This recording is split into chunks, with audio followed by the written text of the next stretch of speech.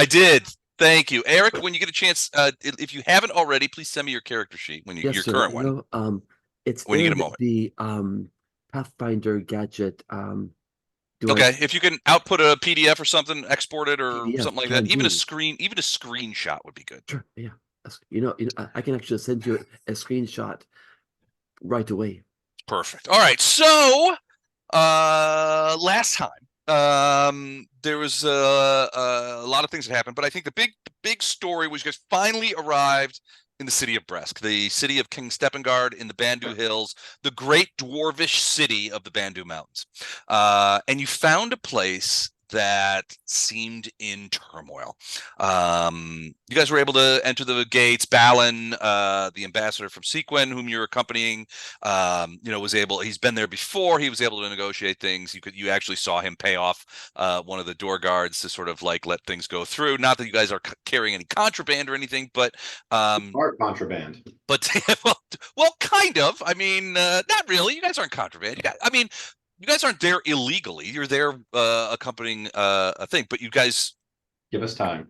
Yeah, I'm sure there'll be some crimes committed at some point.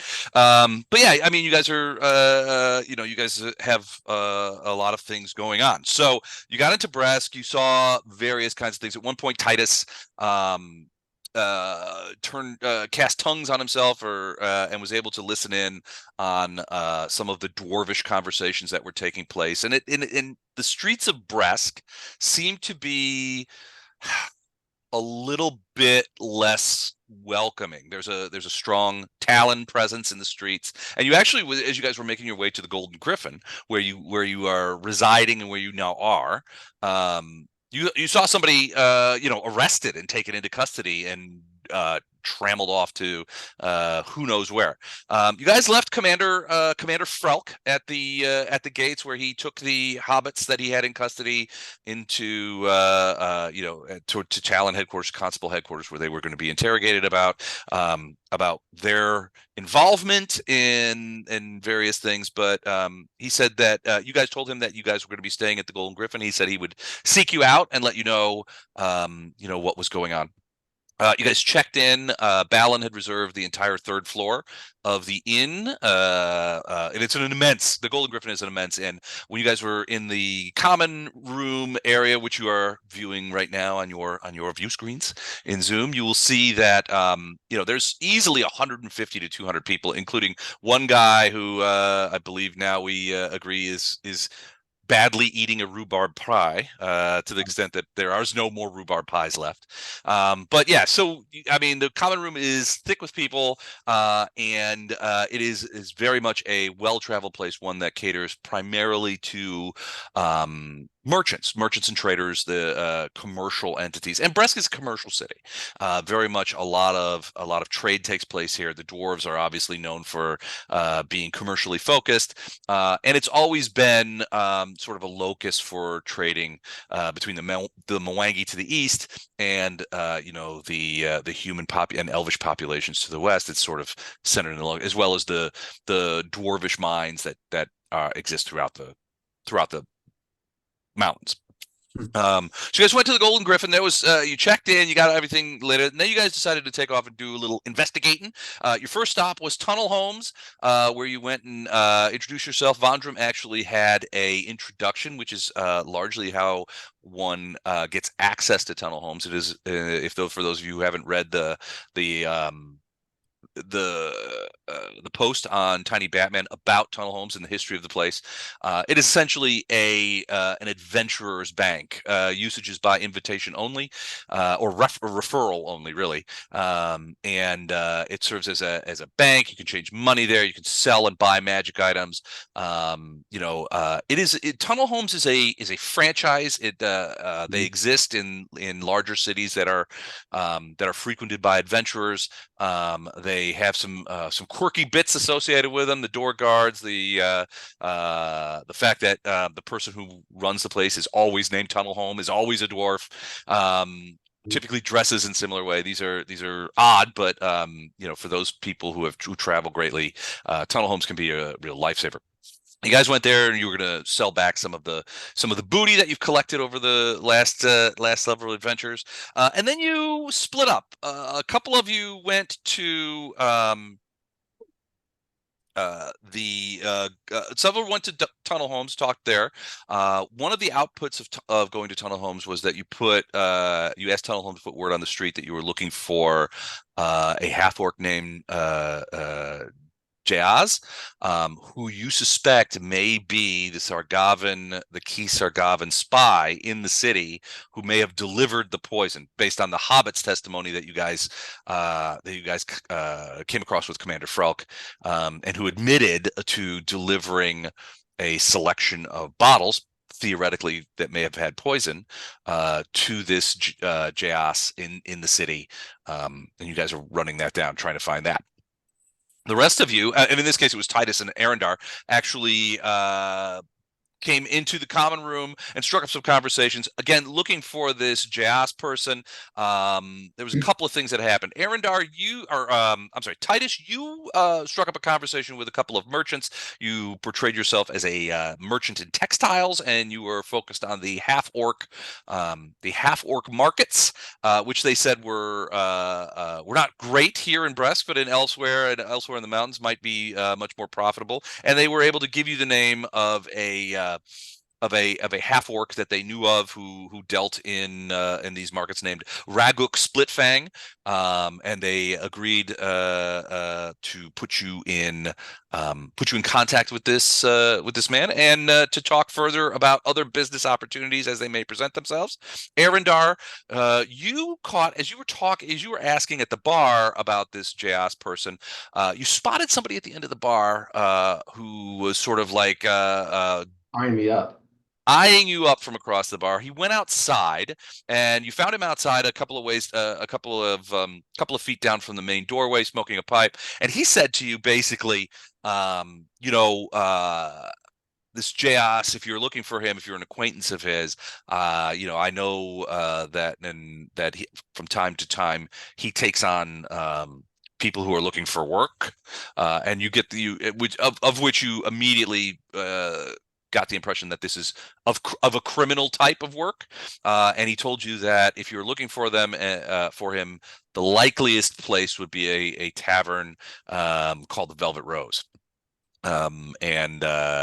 He said, hopefully that works out for you. You basically portrayed yourself as an acquaintance of this Jas, Right. and that you were in town looking for work, and so he gave you the name of this Velvet Rose place.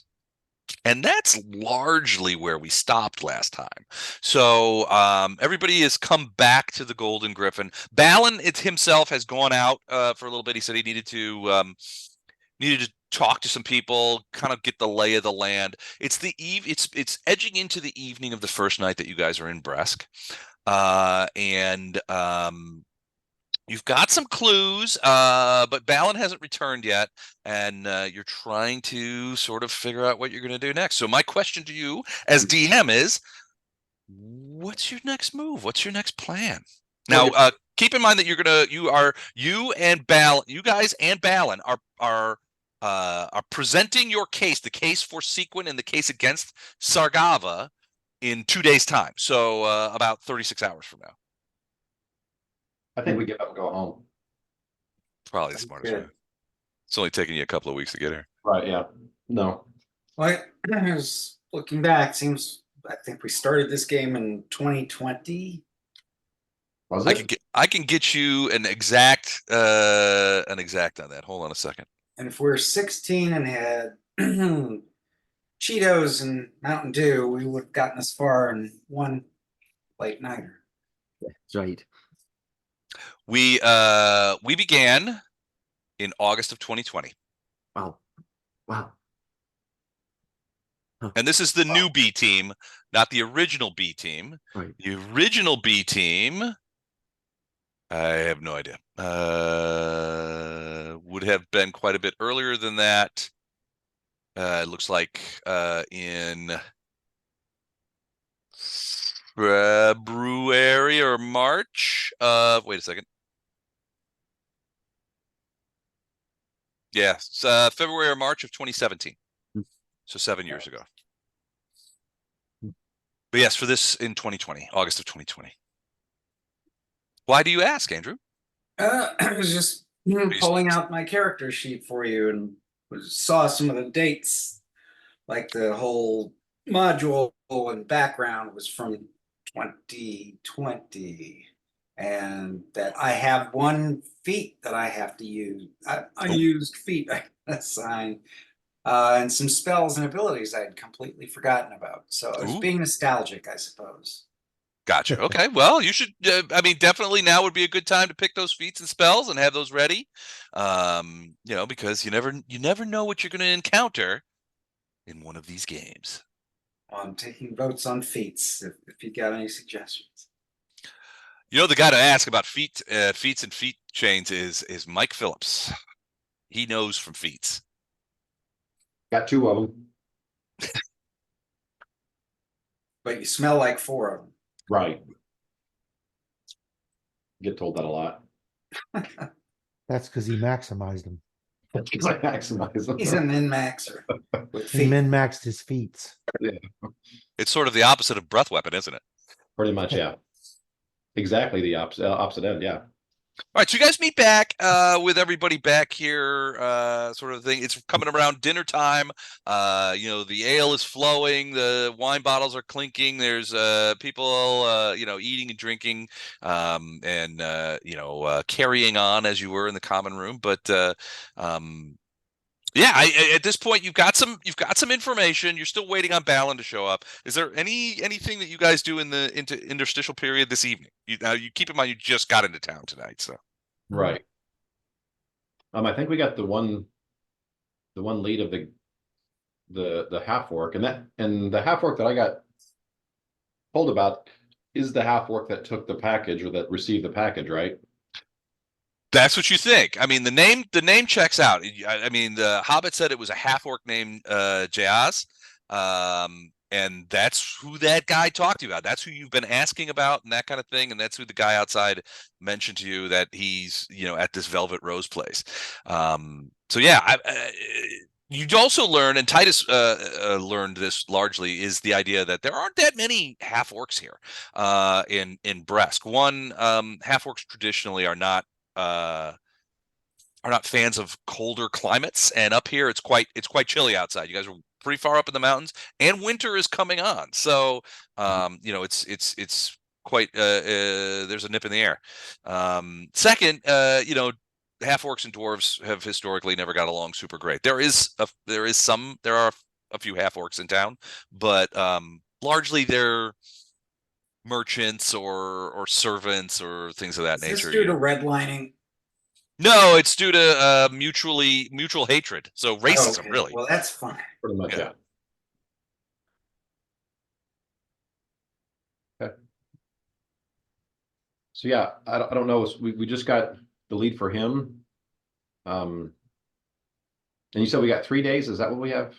So it's evening of Monday, let's say, and you are scheduled to present to the king a mid-morning Wednesday. Wow. So we've got a couple days to kill. Not much, especially considering want to get something that we can, some extra stuff that we can bring to them, not just what we came with. So like a box of chocolates. Exactly. So we need to track down this guy, get in touch with him, and then somehow get to a point where we can capture him and interrogate, I guess. Well, so I mean, interrogation is good. Evidence is better. But I mean, what would constitute sufficient evidence, right? I mean, if you beat a confession out of this guy, it's not going to go far. Right. Why not? That's what the Talons do. And he trusts that. The Talons have sort of gone off the rails a little bit. I remember the one thing that you guys, on your way up here, you discovered what looked to be a Talon execution site. Right. Now Frelk wasn't too keen on it, and he certainly was withholding information. I mean, you guys saw pretty clearly that he was withholding information from the 2 remaining men on his squad, and you get the impression that he was trying to withhold it because he didn't want them getting any bright ideas. But he even, I mean, not even, but Frelk seemed quite concerned that the members of an organization that he belonged to felt comfortable with such activities. And you guys also were able to determine that these were servants of Lady Dane, who is a noblewoman of the Bandu Mountains. You know, I mean, she's a dwarvish noblewoman. If they're just acing out people out in the hinterlands, you know, where's the rule of law and order? Is this and Frelk was concerned. At first he was concerned, like, well, they're just at first he was like, well, maybe it's a rogue gang, right? You give people a lot of power corrupts, absolute power corrupts, absolutely, and they just went berserk. But from your guys' eyes, it seemed very controlled is the wrong word, but planned is the wrong word. But it didn't seem like this was the actions of an enraged group of cops. This was purposeful, and it took time. And so, and I think that's probably, I mean, to your guys, that's probably what set Frelk back in his boots a little bit, was the idea that, look, somebody felt comfortable enough doing this that they took their time with it, and they did it very cold-bloodedly. This wasn't the actions of a group of enraged people who had been affronted in some way. This was a group of people who had a purpose. Right. And he was really uncomfortable with that. Mm-hmm. Certainly uncomfortable enough that he wanted to hide the stuff that you guys found, especially. So you'll remember when Poe did the Speak with Dead, Frelk made sure his guys were not anywhere near it. He didn't want them hearing what the dead guy said. Right. I remember that. So as you guys are sort of sitting around, sort of batting this around, you see Balin come in to the room.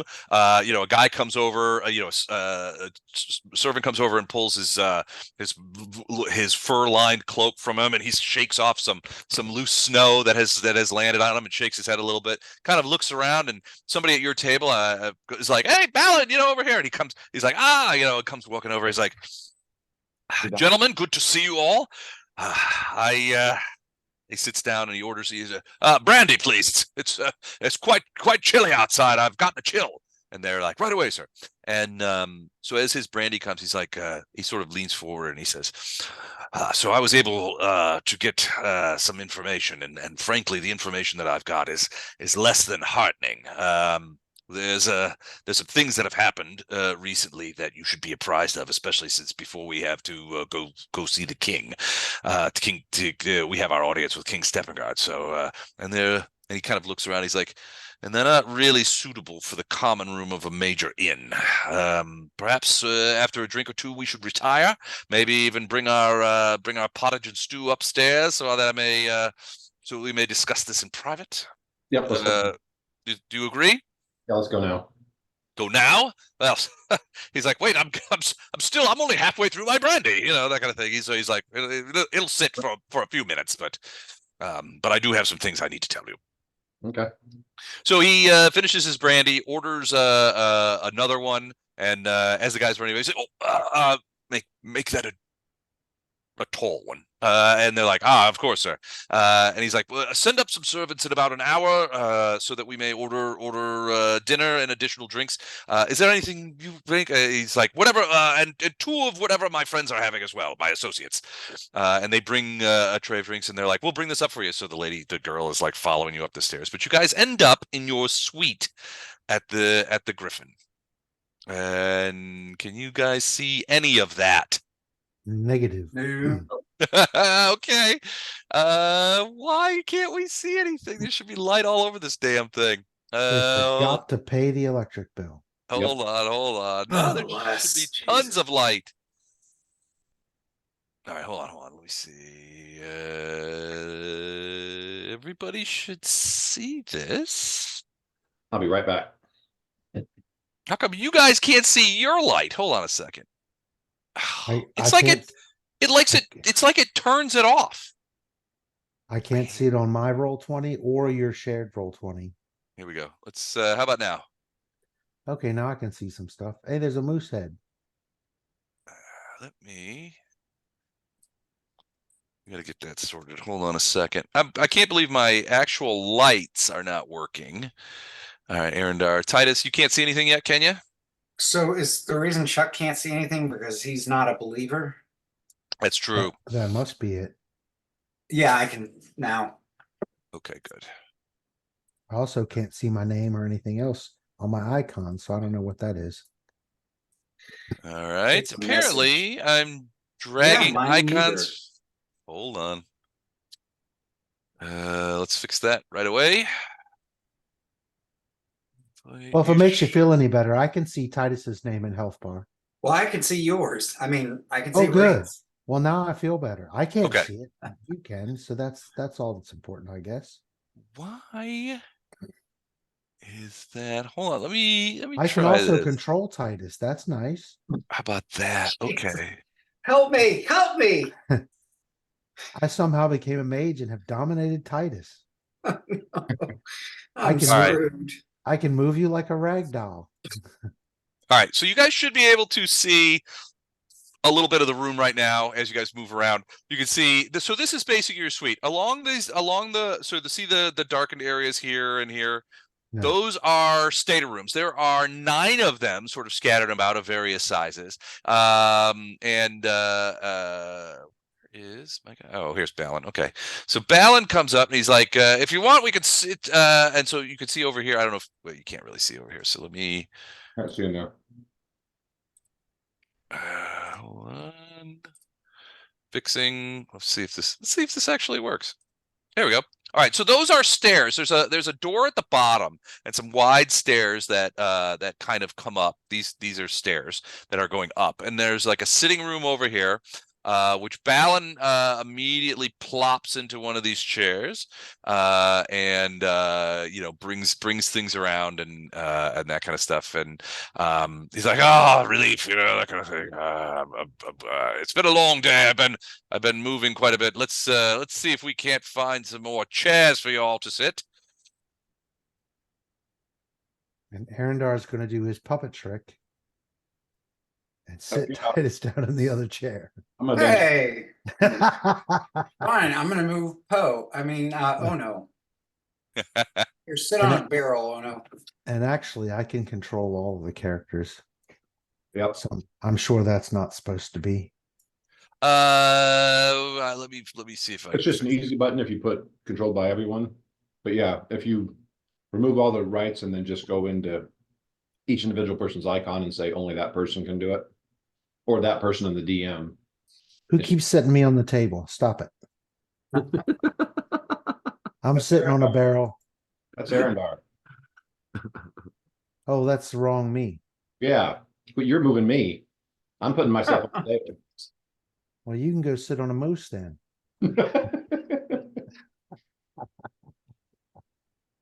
I'm putting some more chairs out there for you guys. Thank you. All right. Why am I in the fireplace? Ow. Ow. Ah. You're training to get your kung fu tattoos. I'm pretty sure that's It's like G. Gordon Liddy with the lighter and Yeah. All right, so basically, Balin sits down and drinks are poured, and he basically says, "Look, all right, so I've been able to find out quite a bit of new information, and things have certainly changed since I was last in Bresk. It sounds like they've certainly changed since we left Seaquen a couple of weeks ago, and not for the better. So let me first get it out of the way. Lord Gallows' functionary, a man named Ginnis, has been imprisoned. He's been arrested for treason, and he's been thrown into King Steppengard's prison. That's not great. One of Ginnis's associates is also incarcerated and under interrogation by the Talons. Most of the rest of the nobles have sent proxies here for they are not in residence, except for Lady Naaman is here in person. Everyone else has sent proxies to thing. This is not unusual. What? Which one's Lady Naaman? Which one's that? Lady Naaman was the pretty one that wants to be queen. Oh, okay. This Yep. one. So yeah, so she's come in person to Bresk, and it's fairly open common knowledge that since the death of King Steppengard's wife, the former queen, along with most of his family, she's angling to become potentially the next queen. And frankly, she's got a good chance at it, right? She's a dwarf, but she's obviously quite pretty. She's quite a bit younger than Steppengard, which means that it's likely that if you're thinking about heirs, that's a possibility. If you go by the Book of Eight Lands, which is sort of like the historical book of the aristocracy for the Bandu Mountains, and you go by whose families are in charge and oldest and that kind of stuff. If King Steppengard were to die, because right now he doesn't have any male heirs, all of the male heirs were killed, so he doesn't have any male heirs. So if King Steppengard were to die now, Baron Magadon is technically next in line. So Lady Naaman has probably been lobbying quite hard to be the new queen. One, she wants to be queen, but two, on Steppengard's mind is probably his descent. Frankly, getting an heir in place as quickly as possible, because if he were to die, then the power King Magadon would become king. And certainly I imagine Steppengard would want to keep that in his family, in his line, but that would mean Steppengard's line would largely die out once power was transferred to Magadon. We'll talk a little bit more about that in a minute. In the meantime, so Lady Naaman is in town, but everybody else is proxy. Now they've arrested Lord Gallo's proxy.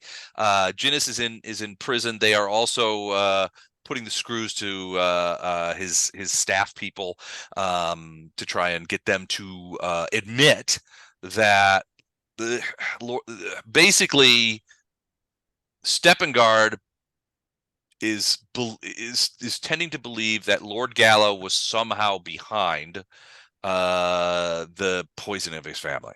And is Gallo, is that the one that was already on our side? He was on your side. Yeah, he's the guy that you guys. He was the place that you guys were to go first. Right. And sort of try to get the lay of the land and build up alliances and that kind of stuff.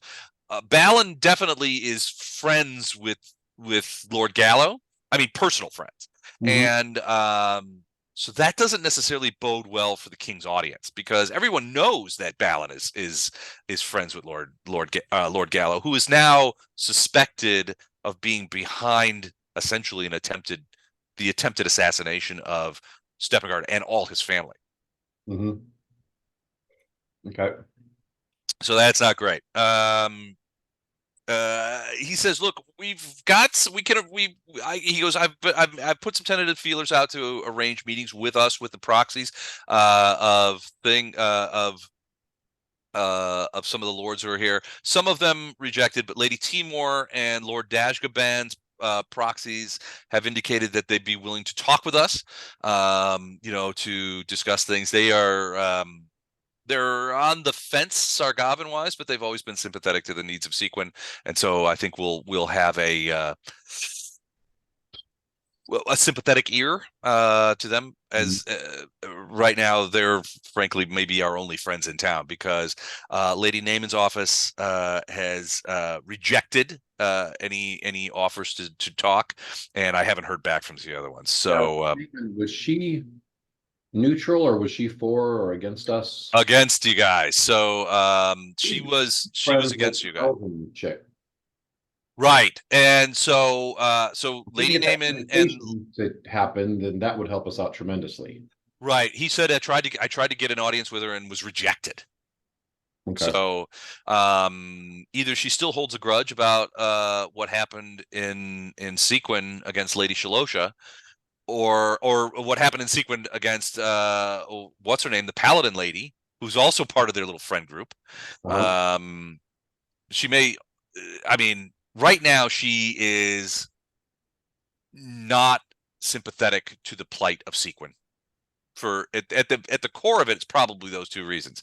She's but because she's seen one friend die at the hands of Seaquen people, and another friend almost be killed in battle, again by Seaquen people. When and the idea is that they, I mean, from her eyes, both Shalosha and what was the paladin's name? Lorbeck. Lorbeck. Both Shalosha and Lorbeck were doing what they could to help the people of Seaquen, including all the refugees, and one was murdered and one was attempted murdered because of it. In gratitude. So her sympathies for Seaquen are at a low ebb. Yeah. Plus, they were personal friends. But yeah, Balin's like, look, I made some overtures to her people, and it didn't take long to be completely rejected. She does not want to talk to me. As it turns out, right now, the case of the Elite Pass is still not 100% sorted. But about 3 days ago, King Steppengard and the ambassador of Sargava, a guy named Ceramus, Sargavan ambassador Ceramus, have signed a non-aggression pact, which means that at least in the short term, the forces of Sargava and the forces of Bandu are not at war, and that's bad, because that's the first step in Steppengard opening up the Elite Pass. And with Gallo, well, Gallo still sits across the Elite Pass, but if Gallo is being accused of treason right now, we got 2 strikes against us going into the meeting. It's going to be a tough sell. Right now, I've been trying to take the temperature of the lords and ladies. Right now, Lord Is and Lady Dane are not happy with the Sargavan Sargavan non-aggression pact, but they are loyal to King Steppengard. And at least as far as they go, what Lord Steppengard says goes. And if he's in his wisdom making pacts with the Sargavans, then they will follow along, which is equally troubling because Lord is essentially the field marshal of the dwarves of the Bandu Hill, the army of the dwarves of the Bandu Hills. Now, when we talk about an army, it's certainly not a sizable army, and it is largely, the bulk of it is extracted from Lord Is's own people. Lord Is, his domain is one of the roughest sets of territories in the entirety of the Bandu Mountains. The people there are hardy, they're warlike, and they are incredibly loyal to Is, who's incredibly loyal to things. So they form the bulk of what would be considered Steppengard's army, along with various kind of contingents from everywhere else. That said, each of the lords and ladies of the Bandu have their own personal guards, some of which can, in the case of Baron Magadon, some of it will run to the several hundreds of troops. Magadon, as you know, is the richest of all the dwarvish lords, so he has a sizable army. Baron Rhaego, on the other hand, has, at what could be considered at best a glorified warband of maybe 50 swords. So Magadon, Baron Rhaego, and Lady Naemon their proxies have actively spoken out in court in recent days against Seaquen and against making any treaties with them. So not only is Lady Naemon against us, but we've lost Magadon and Rhaego. Magadon, unless I miss my guess, Magadon is waiting to see what happens next. With King Steppengard's family destroyed, he's next in line for the throne. Go ahead. As you're talking about, can you put the pictures up of the people? Yeah. I'm just trying to do a picture with a face as far as who's against and who's. All right. So there's King Steppengard. Lady Timor is loyal to hold on, let me just, I can put some on here, that way this is easier. So Lady Timor is loyal to Steppengard. She's also human, which is I think should be taken into account. She's loyal to Steppengard, but she is not she's not against Seaquen. In fact, they have said that they're willing to talk her proxy in town has said that they're willing to talk with us about what's going on. Okay. So I'm just going to do that here. All right, can you see that? Yep. Okay.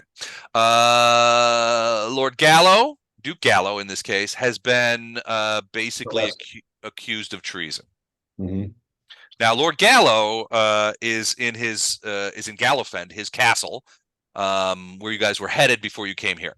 But all of his people in Bresk have been arrested, like his staff. So I guess, for lack of a better term, a lot of times the lords and ladies of Bandu reside in their own castles. They're not always at court. And that's typical, right? Sometimes they come to court for festivals or because they're ordered to, or there's something important going on, so they will come personally. But that's relatively rare. Usually what they have is they have their own courtiers who represent their interests in court and are more or less permanent visitors of Bresk, right? So in this case, almost every one of them will have those kind of staffs here, right? In this case, Duke Gallo's staff in Bresk has all been arrested, and his primary, what they call proxy, is a guy named Ginnis. He has actually been imprisoned. Right. Good night. See ya.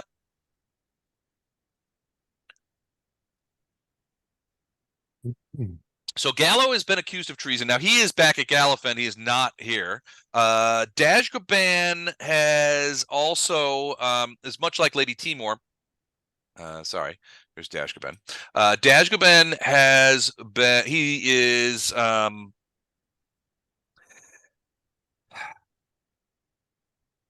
But I have to check where he is. Hold on a second. Dashgaban is so what you know about Dashgaban is that, generally speaking, it's fairly common knowledge that he thinks the king is weak, and the latest events only confirm that, but he has no interest in ruling or of the kingdom, because there are people who say that Duke Dashgaban really would potentially be a good king. He's a dwarf. He's a prominent lord among them. He's powerful. He's fairly wealthy. But according to the Book of Eight Lands, he is not the next in line for the throne. And everybody think he's not a huge fan of King Steppengard, but on the other hand, he has no interest in supplanting him. Magadon is against Seaquen, and is next in line. I think those two things. He's also, so there's a couple of things. He's next in line. He's against Seaquen, although this may be, he has been. Has he always been, or is this a recent development? He's never. So the thing. Okay, let me get this in there. So these three things sort of thing. So being against Seaquen is relatively recent. Keep in mind, Magadon is the richest of the dwarvish lords, and a lot of that wealth is based on trade with everywhere, including Seaquen. So he has significant trade relationships with Seaquen, and the likelihood is that knows what's going on in Seaquen. He has allied himself with the against Seaquen faction, but one wonders if he really feels that, especially since there's been no, as far as Balin can tell, there's been no slowing or stoppage of trade with the Northwest. So he's still doing business with Seaquen. So it could be that his position as being against Seaquen could be either to ingratiate himself with Lady Naaman, who he suspects may be the next queen, to ingratiate himself with the king, although he and the King Steppengard are great friends anyway. So it wouldn't necessarily be bad. If he might be ingratiating himself with Lady Naaman because he foresees that she's going to be queen pretty soon. Mm-hmm. But it also could be that he has been talking to the Sargavans. It's common knowledge that he's next in line. So if something bad happens to Steppengard, and a couple of, I mean, something bad already tried to happen to King Steppengard, and it did happen to most of his family.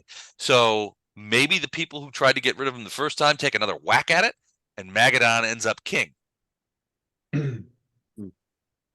So maybe he's saying that he's against Seaqen's interest because he wants to ingratiate himself, or at least nominally ally himself with the Sargavan point of view in case that happens. Right. Because the last thing he wants that he's rich and he's not dumb. Now he's generally considered to be an amiable guy, but he's not stupid, which means if the Sargavan, think about it this way, you're Magadon, you're the richest dwarvish lord, you're next in line for the king. Somebody takes a really solid shot at the king, but doesn't put the stem on the apple. And you have a pretty good suspicion that it's the Sargavans who have been asking for all this stuff. Are you going to be willing to put your neck on the line against Sargava and endanger everything that you got going on? Because I mean, you may have trade relationships with the Mwangi, you may have trade relationships with Seaquen, but you know who his biggest trade relationship is with? Eladir, the Sargavans. And he's not gonna do it, especially if Sargava is behind all this. And now this kind of goes unsaid, but if Sargava is behind all this, maybe they want Magadon on the throne, and maybe they've already made arrangements. Right. You don't know. Lord is I mentioned before, basically in charge of of King Steppengard's armies, largely considered to be the field marshal of those armies. He's not a fan of the Sargavans, but he also is supremely loyal to Steppengard. Mm-hmm. And I remember Rhaego, he's the one that had the I got him. Guy from Seaquen, for right. Baron Rhaego. So he's a human baron, and you're right. So yeah, he does not like Seaquen because of personal matters that stem from things that happened a generation ago. So he has always hated Seaquen, and that hasn't changed. He is also one of the things to consider. Is that he is one of, if not the weakest of the Bandu lords. Mm-hmm. So it could be that he's got an opportunity here to translate his hatred of Seaquen into a positive thing. Mm-hmm. Lady Dane is so she's the one whose people we found murdered, right? Yes, but she may or may not know that. So she may not be aware of that yet. She has one of the weakest armies, but she's also very commercial. So she fancies herself a second-rate Magadon when it comes to wealth. Lots of trade, lots of stuff, but she's very interested in sort of the pomp and circumstance of aristocracy. So she's always trying to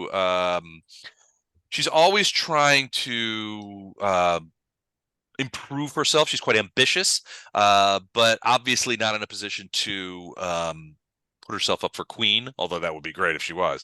But she sees her path to power through wealth rather than through title. Okay, and then there's Lady Naaman. Lady Naaman is so she is no lover of the Sargavans, but recent events have obviously put her in a position where she is actively against against Seaquen. She's actually been the sort of like where the sort of nascent anti-Seaquen thought has been sort of coalescing around her, because she's been very vocal about being against Seaquen. But again, she doesn't necessarily a big fan of Sargava either. Right. But recent events have put her at odds, and so it could be that it's an enemy of my enemy is my friend. But the biggest thing she wants to be queen. Right. And frankly, there's a very good chance that she's going to make it. That she will be queen. She's considered immensely desirable among the dwarvish lords of the Bandu Hills. Make sense? Yep. Okay. Cool. Thanks. So, Eric, you had a question. Do we know where Duke Gallo is? Is he on the run? Oh, he's in his castle. So he's at Gallowfend. So Gallowfend is, so one of the things about Duke Gallo's domain is that it's incredibly defensible. So the Elite Pass goes through there, which means that Duke Gallo controls the main pass from southwest to northeast. So that's one thing. It's also, his mountains are considered to be they're difficult and often impassable. And Duke Gallo has a moderately sized army who are very loyal to him. He may be persona non grata in Bresk right now, but historically he's been a good friend to Steppengard and has provided soldiers to Lord Is to populate the king's army. He has his own army, which is pretty tough. One of the things about Lord Gallo's army is that it is very much used to and trained for fighting in the difficult terrain that comprises the bulk of Duke Gallo's domain. So attacking Gallo at Gallowfend is going to be if it comes to that, it's going to be a tough fight, because it's sort of like attacking the defenders. And Gallowfend is a substantial castle. So even if they manage to fight what would almost certainly be a hugely damaging Pyrrhic war to get to Gallowfend. Gallowfend is well situated to hold out against a much larger army for a long time. And if you look at medieval history, how do castles usually fall? By treachery, historically speaking.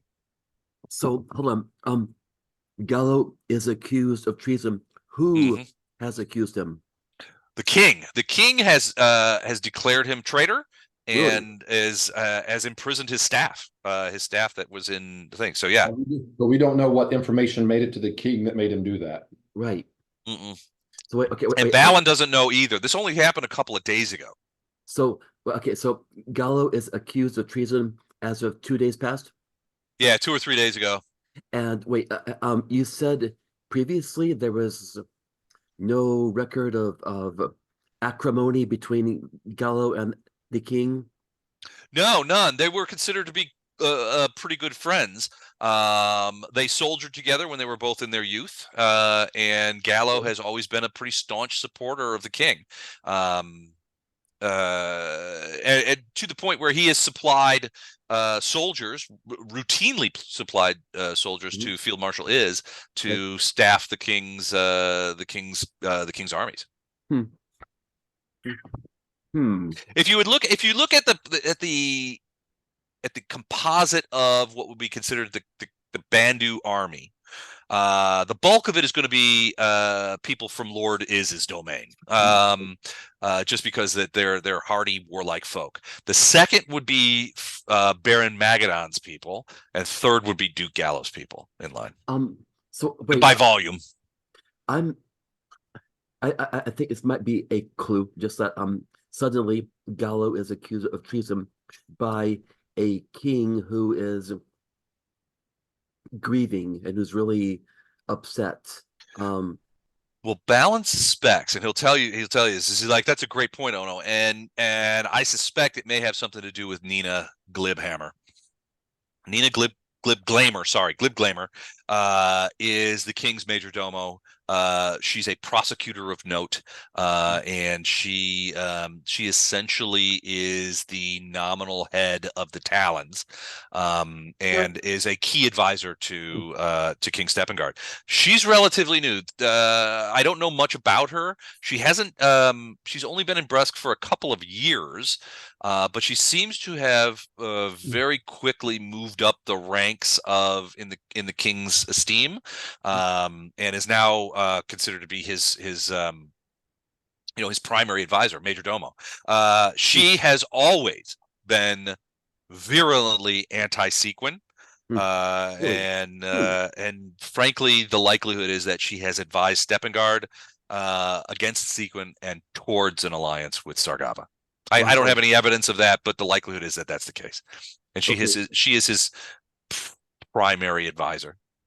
Okay, this all stinks. Yep. This all really stinks. Um, um, even oh no, the naive teenage monk says this stinks. This sucks. This All right, stinks. so here's some information. So he does have some information about the Book of Eight Lands, which is sort of the history of the Bandu Hills. And he's like, look, it's a magical book, and it's owned by the king, and it magically records the lineage of all the rulers of Bandu. It automatically records any births, marriages, deaths, or any changes in succession that takes place, which means it's always up to date Huh. as to who's next in line.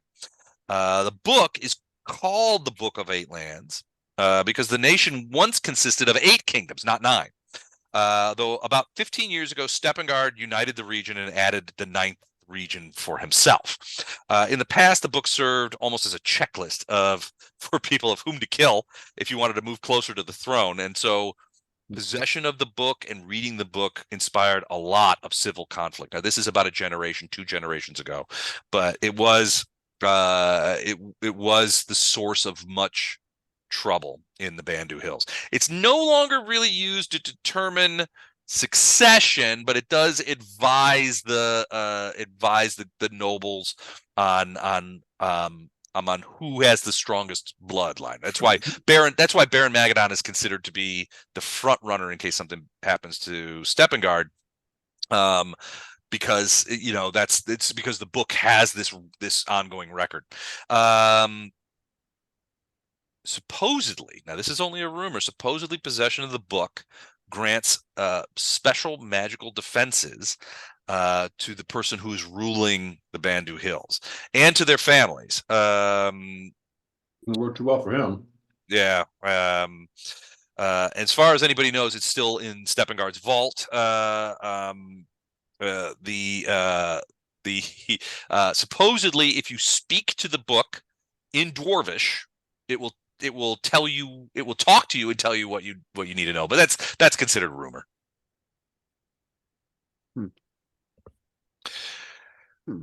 So conceivably, the book could tell us who tried to snuff the royal family. No. Is that what you're suggesting? It can tell you who amongst the royal family was snuffed. But it wouldn't necessarily. I don't know. And so Balin will say maybe it does know.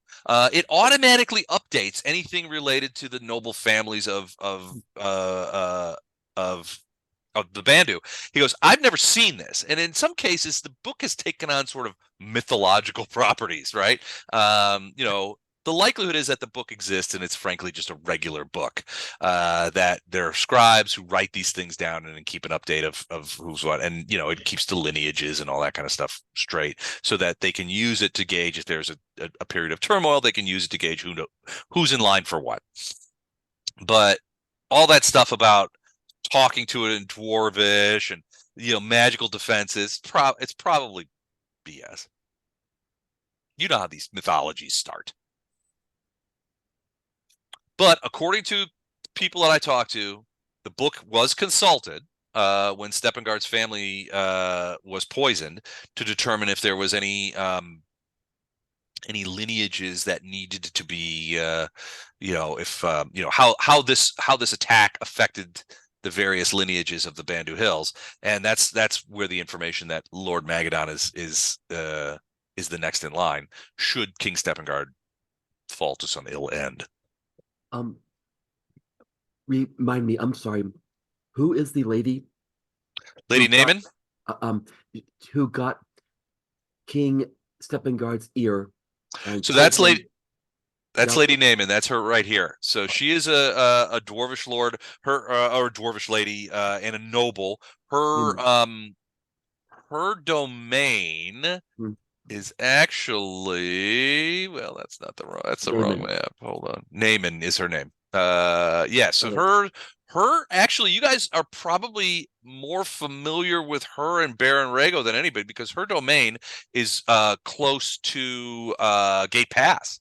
So if we look at the map, okay, you can see over here, Lady Naaman's domain is the furthest from Bresk and the closest to Gate Pass.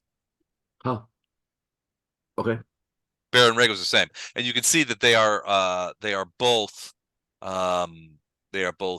not friends of Seaquen. Hmm. Hmm. Lady Naaman, like the likelihood is that she resents Seaquen for what it has done to Laura Beck and Lady Shalosha. Okay. So the Um, message we left with Lady Shalosha, if that gets back to her, that could help us. Could help us, yeah. Okay. Is there That's going to happen? a way that we could find out exactly what charges are leveled against Gallo and exactly by whom? It's possible. They've got supposedly in the Inquisitors that this guy, an agent. So Ginnis is in prison. Who knows what's going on with him?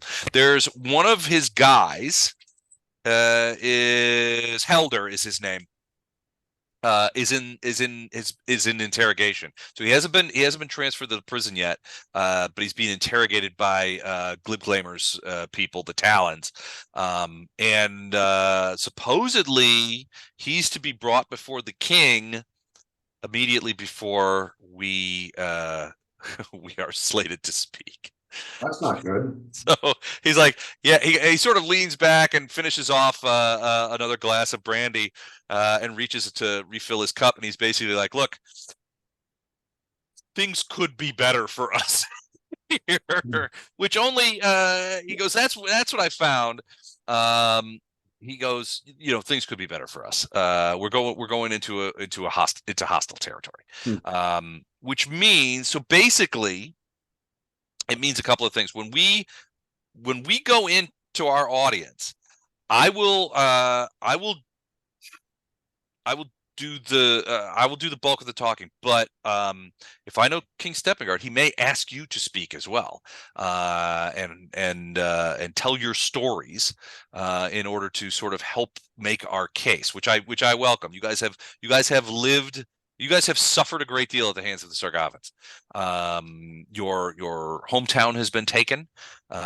You've been hounded through the fire forest and into Seaquen. Your stories are compelling, and it's my hope that you will be able to tell them in our audience with the king.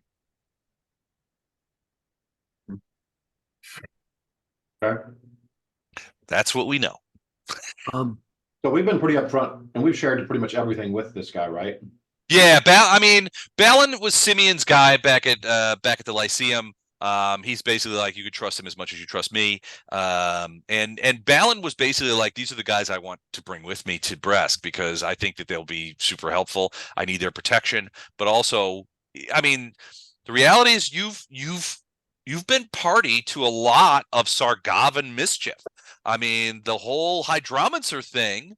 He basically admitted that he was actively working against the city that was his home because of an enormous amount of money that the Sargavans were willing to pay him. Right. Also, he was kind of a jerk. Yeah. The Hydromancer? Yeah. He was kind of a jerk. Yeah. Which is why you got a boot to the head.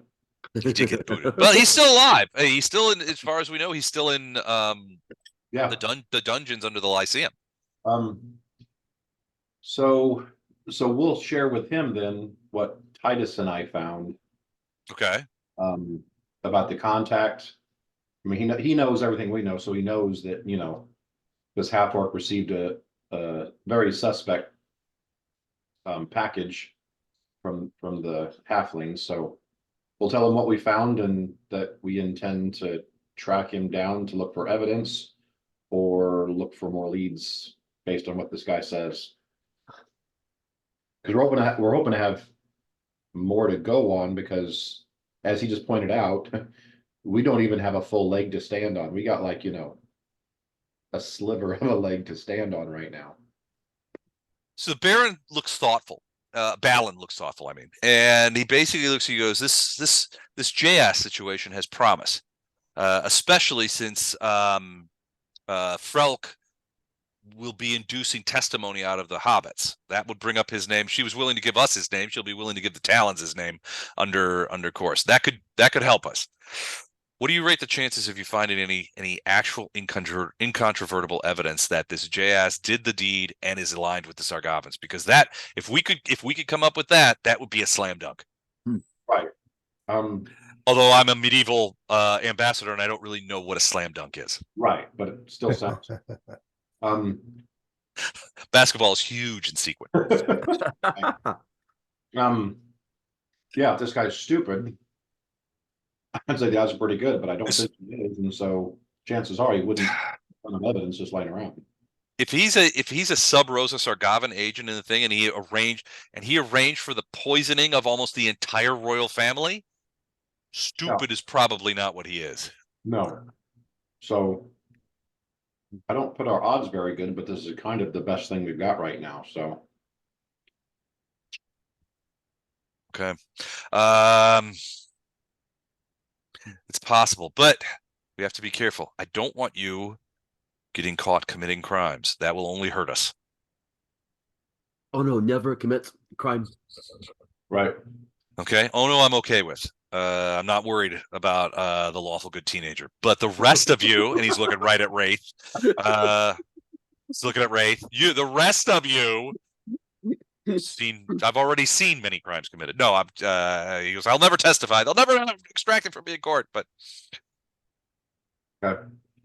So yeah, if he doesn't have any better ideas for us, then this is the route we're going to take, and we're going to hope we find something. okay. All right. With that, he basically says, well, it sounds like we all have a busy day tomorrow. At that point, you hear a knock at the door. And, you hear Balon's like, yes. And a servant comes in and says, a message has arrived for Lord Balon, not for you, for your it's addressed to the people from Gate Pass. Does that make any sense? It was said to be that you would understand what that means. Oh my gosh. Wow. Who? Okay. Balon kind of looks at her curiously and says, yes, of course, bring it through. And she comes in and there's she brings an envelope, obviously of high quality vellum, and with a black and red seal on the in the wax that seals this thing shut. As you look at it, you turn it around and you see that same symbol, that 5-pointed star symbol, is embedded in the wax. Now, which one is that? Where did we see that before? That's Asmodeus. You saw it on the Sargavan soldiers that were outside working out and practicing things that you suspected were Hell Knights. Right. It's the symbol of Asmodeus. These particular Hell Knights had a drawing, a rough imprimatur of a noose, and you know from history that the Chelaxians, who are lawful evil worshiper, devil worshippers, have largely, so the rumor has always been, and it's largely considered not to be so much a rumor as it is truth, is that Queen Abigail of Cheliax and her family have made a bargain in perpetuity. 7 generations are enslaved to Asmodeus, and in return, Asmodeus has given the queen and her family power over a variety of demons and the royal and the ability to be queen of Cheliax. It's widely known that Chelaxians, the bulk of Chelaxians, are devil worshippers in the same manner as their queen. And the greatest of the religious orders that exist in Cheliax are considered to be the orders of the Hell Knights. Hell Knight orders are largely geographical. The West Crown order of Hell Knights is the Order of the Rack, for example. This one, you don't recognize the symbol, but it is the symbol of a noose, so it might be the Order of the Noose or the Order of the Rope, something like that. They take on those kind of things. But you saw them practicing as you guys approached the city yesterday when you came, or earlier today when you came in to the city of Bresk. And so there is definitely Chelaxian Hell Knights in Bresk. Mm-hmm. The other thing, just to make the connection, Sargavans are essentially Chelaxians. So Sargava is a Chelaxian colony in the southern continent by Mwangi. You were talking to somebody last time and they talked about the black ships. The black ships from Eladair, which is the capital of Sargava, go to ports in the inner sea, West Crown, Igorian, all of the Chelaxian ports, bringing raw materials to Cheliax. Like all colonies, the Sargavan colony is a commercial venture first and foremost. But for there to be an order of Hell Knights here in Bresk in the Bandu Hills, and there were about 25 to 30 guys practicing outside. So not sure what that's about, but it can't be great. But yeah, so she laid the paper on the table and basically said, so Balin is sort of there. He's like, "You gonna open it?" Didn't say that. Okay. Yeah.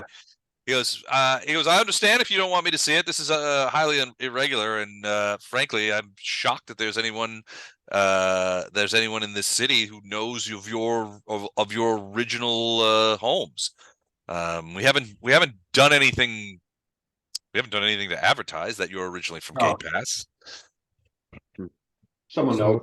So there's this scroll with a wax seal. Mm-hmm.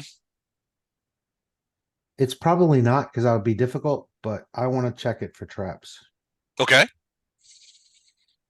Meaning like poison or something like that.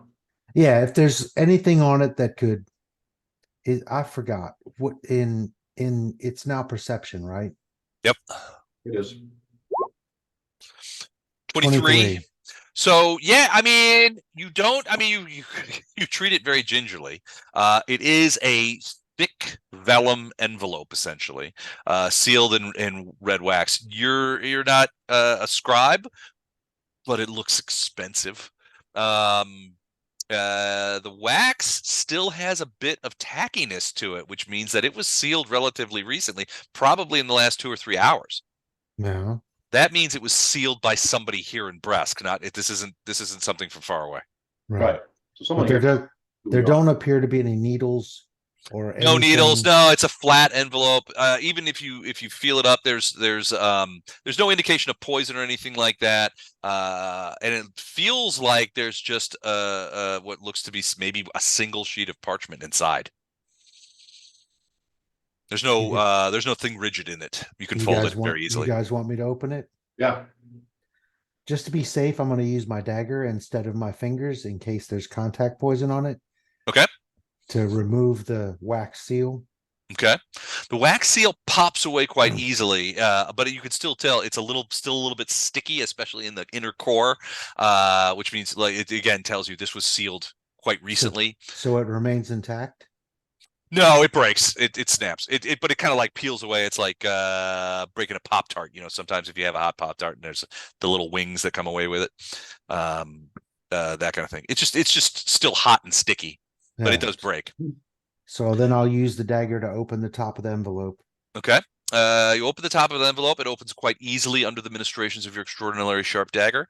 And you do see that there does seem to be a single piece of parchment. It looks to be the same sort of vellum, the same sort of expensive vellum that the envelope is made out of. But you can see as you sort of peer in, you sort of lift the edge up, you can see that there is writing on it. So I'll dump the envelope to try to get the stuff to drop out. It does. Yeah, it falls out on the table. It's folded once. But if you take your dagger and sort of flip over the fold, you can easily read the text, which is in common. And this is what it says. Okay.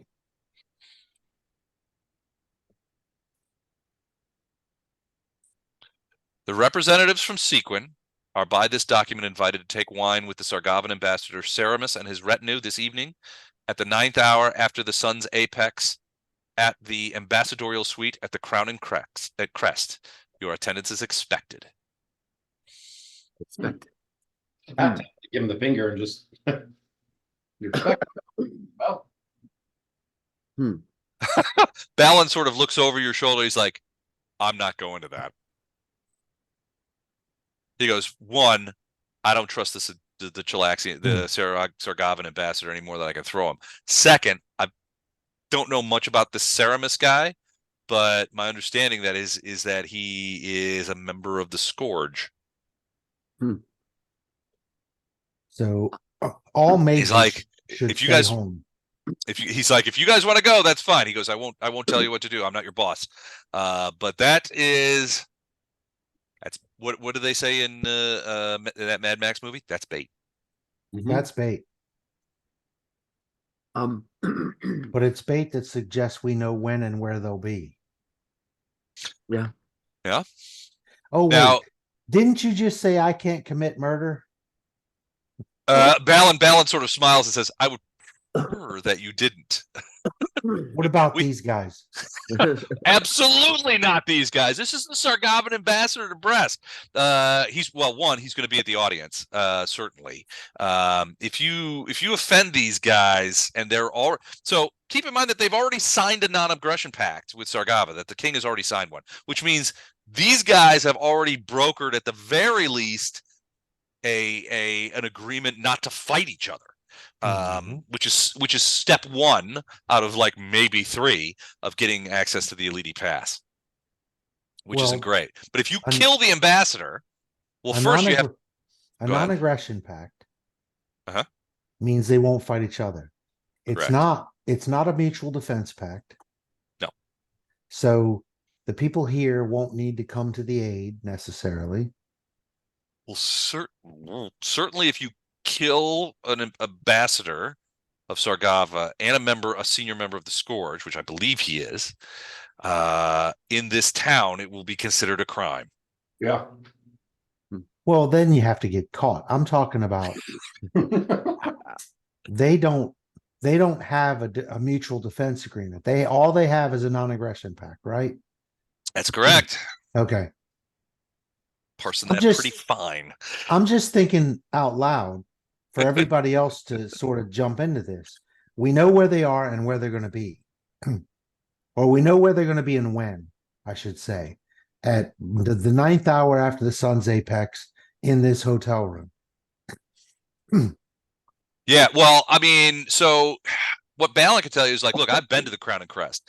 It is an inn in name only. What it really is a hotel, in the traditional sense, in that likelihood of that place that they're referring to, the ambassadorial suite at the Crown and Crest, that's probably their more or less permanent residence. That would be the embassy, effectively. Right. Well, but they didn't call it an embassy. No. And actually, if it's an embassy, that would be good for us, because then technically it wouldn't be the soil of the people who would call it a crime. It would be Sargavan soil. If you guys survive this, I think Wraith has a long and glorious career in the law ahead of him. Something. Of course I do. I'm a rogue. Aren't all lawyers are thieves and liars? Yeah, but what they aren't is chaotic. They're lawful. All I need to do is start putting points in bluff, and then I'd be a good lawyer. And if you think lawyers are lawful, you're mistaken. Aren't they agents of the court? They have to be lawful. No, or am I being adorably naive at this you're point? adorably naive. Lawyers are anything but. They're agents of the court, and then they spend their entire lives trying to figure out how to get around all that shit. So basically, we can't fight here. The only thing well, Balin would prefer it. Well, if you have to kill some people, probably best to do it after we petition the king. Because if we petition the king and we're successful, then maybe you can get away with a couple of murders. But if we murder a couple of people and then we have to go in front of the king and somebody knows about the murders, that could hinder us, he says. Right. So that could be a problem. I'm just saying, this invite, the only thing this gives us is the ability to poke the bear, because we're not going to be able to attack him. It would be unwise to attack the Sargavan ambassador in his suite in Bresk when we're already on the back foot. Right. So basically, he's going to do one of two things. He's going to threaten us, which then I get to threaten him right back, or he's going to try and make a deal with us, because that's the thing. Throw a bunch of money at the problem, make it go away. And in which case, we get to laugh at him and then poke the bear by, spitting in his face or whatever. By rejecting his offer? This is not a a fighting. What you're saying is no good to you could come from this meeting. Right. The only thing we get out of it is to basically We get to tell know the what guy he, off to his face. no, we get to know what he looks like to kill him later. That's all. Actually, that's a good point. We know what he looks like. This is what they look like. Which one's So- serious? Ceramus is the one on the left. The guy on the right is. Hold on, let me give you. So that is Ceramus's friend and bodyguard, a orc or half orc cleric named Torax. He's a priest of some orcish god. But what he is also is what Balin will tell you is what little I know about him is that he's an animal. He is not only Ceramus's bodyguard, but they've been working together for a long time. I think I missed a thing here. I just heard something go off. Are you Eric? Okay. The vulgar unicorn. I haven't heard that name for a while. On Shakedown Lane, 9 hours after the sun's apex, which would be dark. I like that much better. Well, yeah. Essentially, it's 9 p.m. He said, "What was Kudos yours?" to our Said lawful it, good teenager for coming up with 9 a hours lawful after the way- sun's apex. coming up with a lawful way to say, "Show up and I'll murder you." Or no, So- show up and get a good talking to and adjuration to change your ways and obey the law. Yeah, that's what golly. would happen if somebody shows up at 9. That's exactly what would happen. You've caught the crux of it. Congratulations, my friend Ono. You're well on your way. You are now chaotic good. Oh no, We'll make a fighter out of you yet. He's still lawful. He's just neutral, Lawful. lawful neutral. lawful. Well, LN for lawful naive. He's, Naive. we're going to convert him to Pertheus lawful. Oh no, you don't want that. That's neutral evil. Non-Newtonian lawful. Well, it says it's the Sargavian ambassador and his retinue. I'm going to assume his retinue includes a number of really badass fighters. Yeah, certainly killers and this guy. assassins. Torax is known as being, well, he's Balin doesn't know a ton about these guys, but Ceramus is pretty sure he's a member of the Scourge. He's been the ambassador. He's been the ambassador for a couple of weeks. It was Ceramus's presence in Bresk that prompted Simeon to talk to Balin and get you guys to come here, because he was saying, look, we got to stop those people, the 5 Corps, from coming through. Your guess is that this guy was sent here specifically to convince King Steppengard to let the armies of Sargavan through, and then also to basically bring the Bandu Hills onto the Sargavan side by any means necessary. Hmm.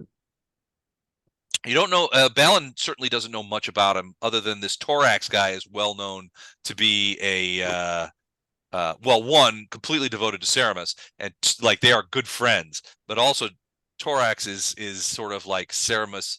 Ceramus is the velvet glove. Torax is the iron gauntlet. Torax has Balin would say Torax reportedly has had several run-ins with the local constables, at least one full-on brawl instigated in a tavern, but his ambassadorial sort of status keeps him from at least the rumor is that it's the only thing that keeps him out of the king's dungeons. And by the king's dungeons, it doesn't mean like he's arrested by the king. It means the constables of Bresk. The jail is just is called the king's dungeons. Yeah. He's a brawler. He is unsophisticated, uncouth, insulting, and generally a bully. Oh no, does it unpleasant like creature to be around. a, He's a very unlikable creature, but of those qualities, the one's probably most important to you is that he has been, realistically, technically he's in the service of the ambassador, but they are also friends. The ambassador, however, is genteel, aristocratic, comes from, the rumor is that Ceramus comes from a relatively high up Chilaxian house. And that it was only his taste for adventure that brought him to Sargava. He's a nobleman. Torax is definitely not of noble blood, No. but sometimes you see those kind of like alliances, right? And they both help each other out, right? Torax is the fist, and Ceramus is the smoother over. I mean, and they both complement each other. So basically, they're a bad buddy cop movie. Kind of, yeah. Yeah. With So Torax saying, "I'm too old for this shit." No, I'm not. Let me fight. You know, Yeah. that kind of thing. so this guy's going to talk to the king and try to get the elite pass open for his people. Realistically, he's already been talking to the king for a couple of weeks. Okay. He's already managed to get a non-aggression pact signed in the last couple of days, which means it sounds he's like succeeding. Yeah. our talker has Valid. his work cut out for him. Yep. So if you don't want me to commit crimes or things that could be called crimes or things that could be interpreted as crimes or whatever, if you just want me to stay in this hotel, do nothing, then you better talk real good, buddy. Well, he's like, I'll do my. He laughs. He's like, look, I'll do my best. He goes, I've been here before. I know King Steppengard. King Steppengard knows me. He knows that I have a reputation for being a staunch ally of the Bandu, and as has Seaquen. And I've been here before representing Sequen's interest, although never something this dire, frankly. But I think Simeon was wise to send you guys with me because there's only so much. I have not. He's trying to figure out. He's like, I have not personally suffered at the hands of the Sargavans in the same way that you guys have. You guys have stories where you have personally suffered. You have fought. You've seen people die. You have seen your city taken by these people. Your stories, I think, are what is going to sell this to Steppengard and basically help him to understand the nature of what the Sargavans are really after. I can't do that. I can't speak with the authority that you can, with the authenticity you can, because I have not personally suffered the sorts of things that you have suffered at the hands of the Sargavans. They chased you from your city. They chased you across the northern plains. They drove you into the fire forest where you had adventures of a variety of dubious things. You saw destroyed villages. You saw what the Sargavans had wrought. You guys fought your way to the city of Seaquen, and you saw the refugees. You saw the people pouring into the city, driven before them by the Sargavans and the suffering that they had. You saw the pernicious effect of the Sargavans on what was going on in Seaquen. You fought and captured the Hydromancer, who was an agent of the Sargavans. You know better than anyone the perniciousness of the Sargavan effort. Only you. I mean, I can talk the words, but you guys will have the authenticity to convince the king. I am increasingly of that mind. Okay. So I'm it's all kind about this guy, but like I said, we can't attack him. it's kind of agreed. We're not going to this meeting. So you're not going to go at all. I wouldn't mind going. Well, but what do you stand to gain from it? Satisfaction. Frustration. And yeah. Well, satisfaction if it's talk only, but just because you think we can't attack them doesn't mean they can't try to attack you. Realistically, it's unlikely. Balin pipes up at this point. He says, "Realistically, it's unlikely they're going to try and murder you in their ambassadorial suite." Yeah, we've got proof that Unlikely, but is the chance zero? Well, I would say that is a non-zero chance. Yes. So then, Depending on provocation. The reality is if depending on provocation, it would be Thorax that would. Thorax is notorious for having poor impulse control Okay. when it comes to violence. that's what you said about me. Accurate in both counts, I think, at this point, you know. That's just rude. And you're supposed to be a diplomat. He goes, after 3 brandies, sometimes I take my diplomat hat off and I say, and I tell the truth. Oh, So- wow.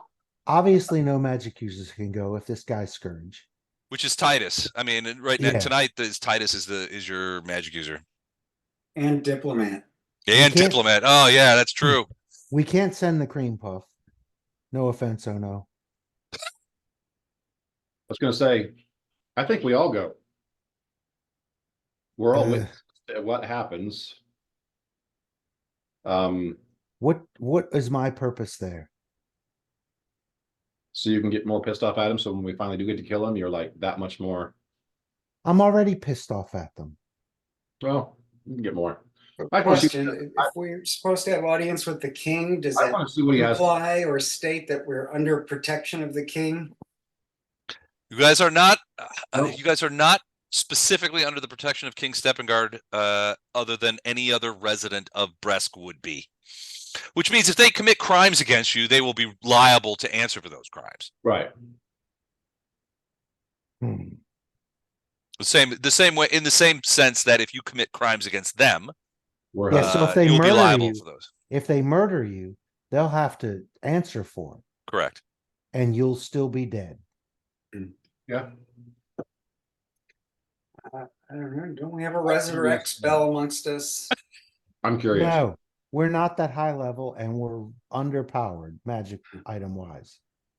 So we don't have any of that shit. Not that we should at this level, but we You don't can't have even any make of me talk because Poe's not here. My corpse talk. it, right? Okay, I see where you're going. I don't necessarily. Whatever you decide, I'll do. You know that I always have, Mhm. but I don't see a benefit to actually going. I'm super curious to see what he has to All say. it does is challenge my impulse control not to kill them all. Do we have a choice? And Yeah, I we want it. I want Yeah, it. we Also. cannot go. Well, the document says, let's see. It's let's just pop that back up here and see what it says. The document says your attendance is expected. So they send- assume you will be attending. So I'll send back a document that says I expect your mother to give me a blowjob, Oh my god. and then You're when gonna she open with that, or when she doesn't show up, we're both disappointed. Oh my god. Sorry, Ono.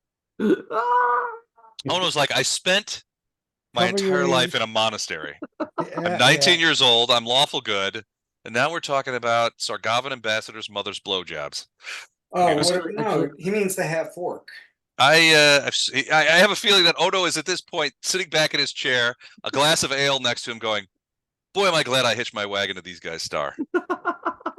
Actually, Ono I'm has learning so much." Ono has spent time in a monastery, but he was also a indentured servant on a merchant caravan. So he's been around some.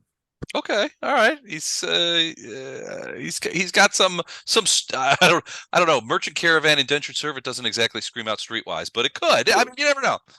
Well, I mean, again, if you remember the story, Ono escaped the merchant caravan. That's right. Fled to a tavern, kicked over some chairs, hid under a table, and was protected by Vondrum. Yeah, I do remember. Yes. So, anyway, but Ono is shocked. Shocked, I say. Shocked. Right. I'm By shocked. Wraith? Anyway, Still? no. Hey, you guys have been hanging out for a while. I don't know that Wraith would be. No, should we go? Seriously, should we go to the meeting? They're probably not gonna try to fight us, and we might learn some Yeah. stuff. I think we should go. Yeah, I want to go. I'm game. You all think I should go? Yeah. Well, They'll need somebody to fight Torax if shit goes sideways. But the reality is probably things will be fine. Nothing ever Well, goes sideways at these kind of if meetings. it's the up in your face fight with Torax, they're already taken. They're already taking the right person. True. I want them I don't- while I'm fighting the person. Okay, like I said, I will back my brother's play. For that matter, I'll back the rest of the group's play. I have no problem with that. I'm just saying, I am not capable of being diplomatic or being nice or being fake as Civil. far as I see it. If someone is an asshole and pissing me off, I'm going to tell them they're an asshole and put an arrow in their eyeball. Eek. At least I'm That's why real. you got your baby brother that, is the diplomatic one. You're not diplomatic. You're just intimidating. There You is a little difference. shit. I've got a 12 in diplomacy. You little I got shit. 12. It's actually pretty good. And if that doesn't work, then he's better at intimidation. So Okay. I will support the path you want to take and do my best. do your best. That's all we can ask. That's all I'm going to give you. So, No, because Eric expects to hear about this for a while. this guy is part of the reason that our home was overrun and our mother is still missing. Yeah. Oh, this guy is eventually dead, just not today. No, just. Darendar has that ability to just cold simmer on vengeance. It'll eventually happen. Yeah. Yeah. Andrew, your brother? Andrew- Not so much. Did Andrew say something? Andrew, can you hear us? Did he I think he was talking to a dog or something. Oh, okay. All right. So with that, Balin is like, well, that's the news I have. Food eventually comes and you guys eat it. And there's much more discussion of that kind of a few more drinks, at some point Balin is like, oh, it's been a hell of a day. But I am going to turn in. I've already selected for myself the farthest room. I'm going to get some rest, and we can continue to talk about this sort of thing on the morrow. Sleep well, gents. Thank you for. He stands up and he bows and he says, "Before I go to sleep, I just want to make sure that I remember. Thank you for bringing me to Bresk safely. I must say, I have traveled in the company of many bodyguards and many rogues, but I must say that I am I am glad to be traveling with you now and to be here in Bresk with you now. I think you have you have exceeded my expectations in every way, and I have every confidence for the day after tomorrow." Okay. Now you're scaring me, dude. Be careful. Lock your doors. Of course. And he walks down the stairs and he takes out a little stone. He close the doors, he throws the bolt, and he takes a little stone out of his thing. And as you guys sort of look at him, he goes, "Oh, this is a stone of alarm." And he sort of balances it lightly on the door, like the little bolt. And he says, "If anything disturbs that," and he makes a couple of passes over it, and you begin to see it glow with a little pale blue light. And he says, "If anything disturbs that stone, it will screech like an owl with getting a proctology exam." And we'll all know that an owl getting a proctology exam. Have you never heard this analogy? Oh yeah. Very common where I come from. Like this day and age, we don't even know what a proctology exam is. Oh, you've got to have one. They're delightful. For purely medical reasons, he says. "Look, I'm an older man. I have to avoid, polyps." So how are we going to get out to go to our meeting if you got that locked? Oh, I'll just turn it off later. This is just to ensure that we sleep. That no intruder. Is the meeting with this guy tomorrow morning? The meeting's tomorrow, isn't it? Tomorrow night. Yeah. Well, Tomorrow are you night. talking about the ambassador meeting or the Yeah. king's meeting? The ambassador meeting. Tomorrow night, 9 after the Apex. Oh, That's okay. noon. All 9 hours after noon. So 9 p.m. Oh, okay. All right. The All right. Apex is when the sun is highest in the sky. Okay. So 9 hours after noon. So 9 p.m. But you guys are talking with the king at like 10:30 a.m. on Wednesday. So Yeah. they're saying, so the ambassador meeting is like 9 p.m. Tuesday. King meeting 10:30 Wednesday. Okay. In the meantime, he goes into his room and says, choose whichever rooms you want. There are plenty, especially since Poe and Vonford didn't come. Okay. So I'm gonna go find a room and go to sleep. Okay. There are several rooms, both on the opposite side of the hallway and in the other side of the hallway. You could see Where the did he little go? doorways and that kind of thing. He's down here, so I noted his room here. You can see that there's a thing that says Balon's room and a little light over there. Okay. Can you see in there? I see in my room Okay. that I just went into. I see. No, that's me. You're still sitting in a Dang it, chair. Get out of my room. Get out of my... Yeah, you... There, now I'm in my room. At least I'm not in the fireplace. Yeah, no, that's uncomfortable and extreme. Ah! But yeah, pick one of the rooms, whichever one you like, and there's plenty of room. The rooms are well apportioned. They have water basins and things of that nature in them. Oh hell. All right, great. Got his room. Odo's actually used to sleeping on the floor. There's a little rug right there. All right, have you guys picked your rooms? Yes. Yeah, this is all Oh. good. Okay. So the night proceeds. You guys bed down, and everything seems to be going well. When I need a perception check.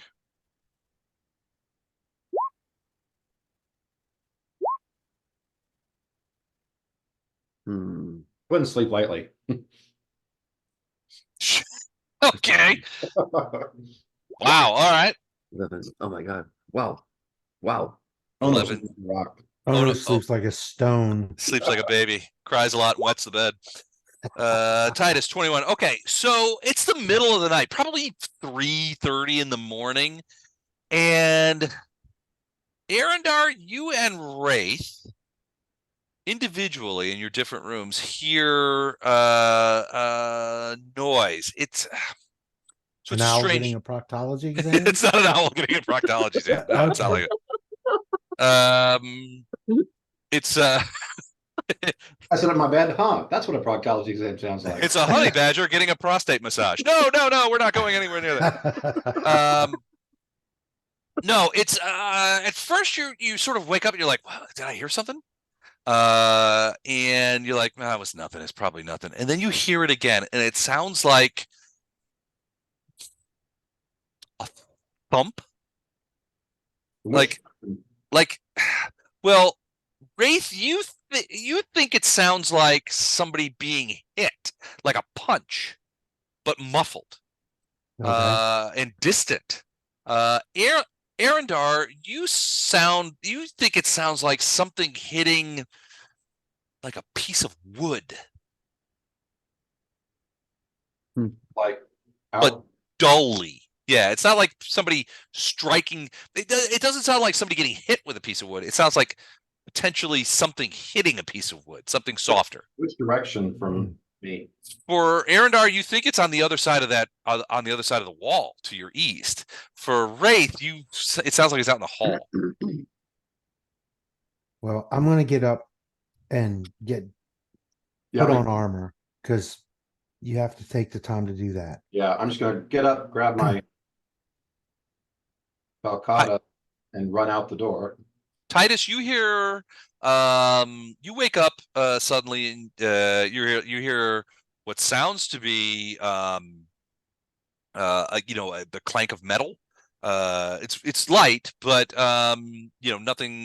nothing untoward. But you do hear what sounds to be the clink of armor, and maybe metal striking metal, some sort of thing like that. Very light. You also hear footsteps out in the hallway. I suppose I'm still asleep. Quite asleep. Damn. I'll cast message Okay.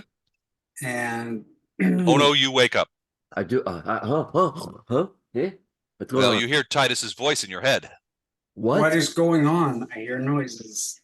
Oh, all right. All right, I'll fine. call back to you. I heard it. Hold on. Hold on, guys. Wait. I gotta do some jumping jacks. I'm already out in the hall. Friggin' monks, man. He's like, wait, we're in the middle of something, but I have to do some burpees.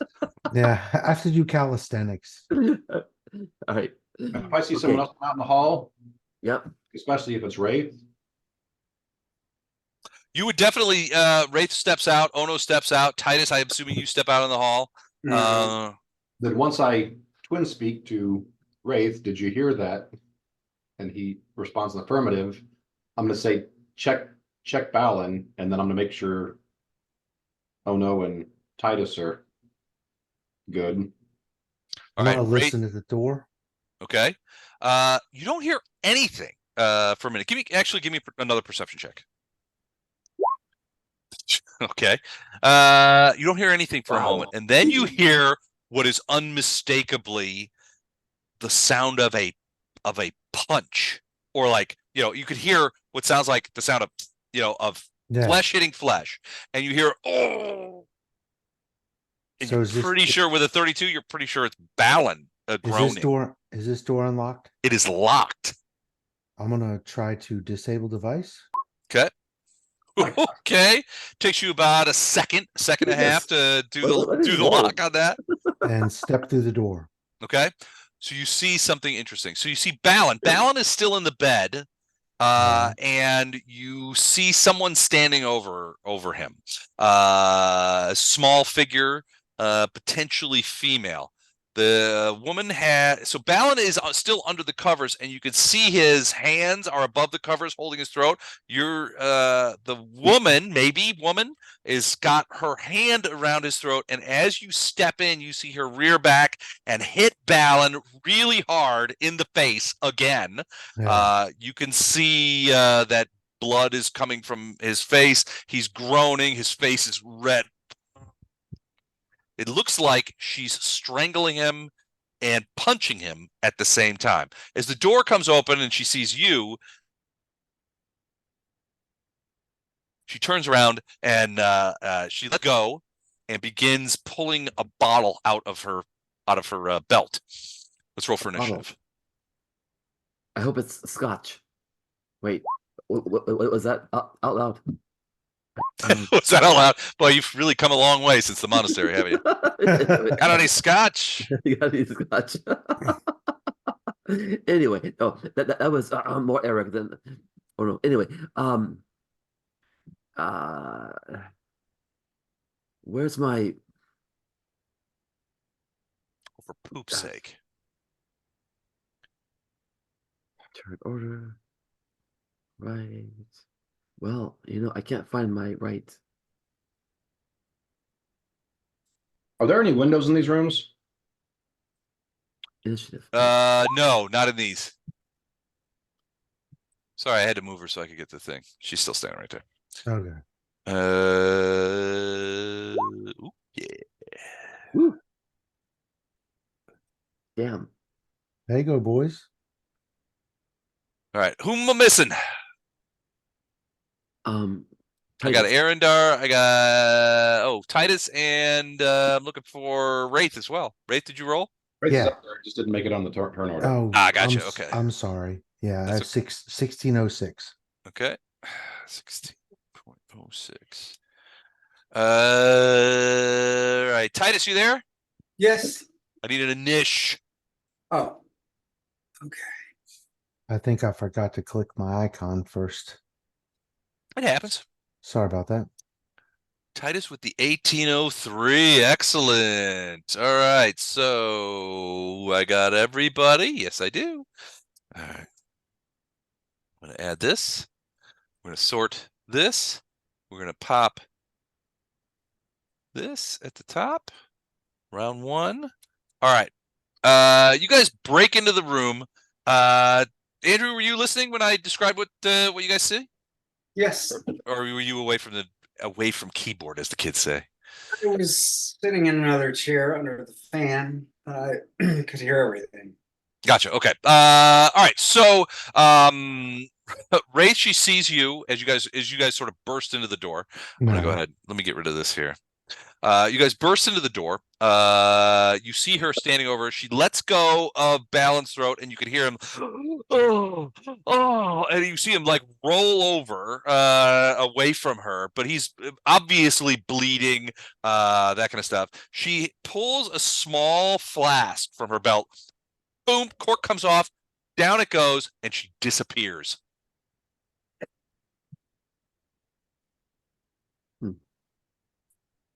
Be in here and close the door.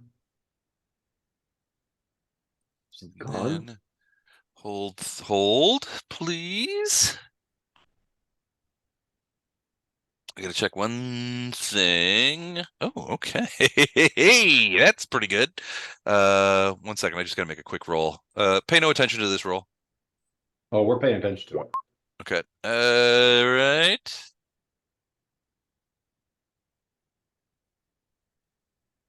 Okay. That is her. Oh no.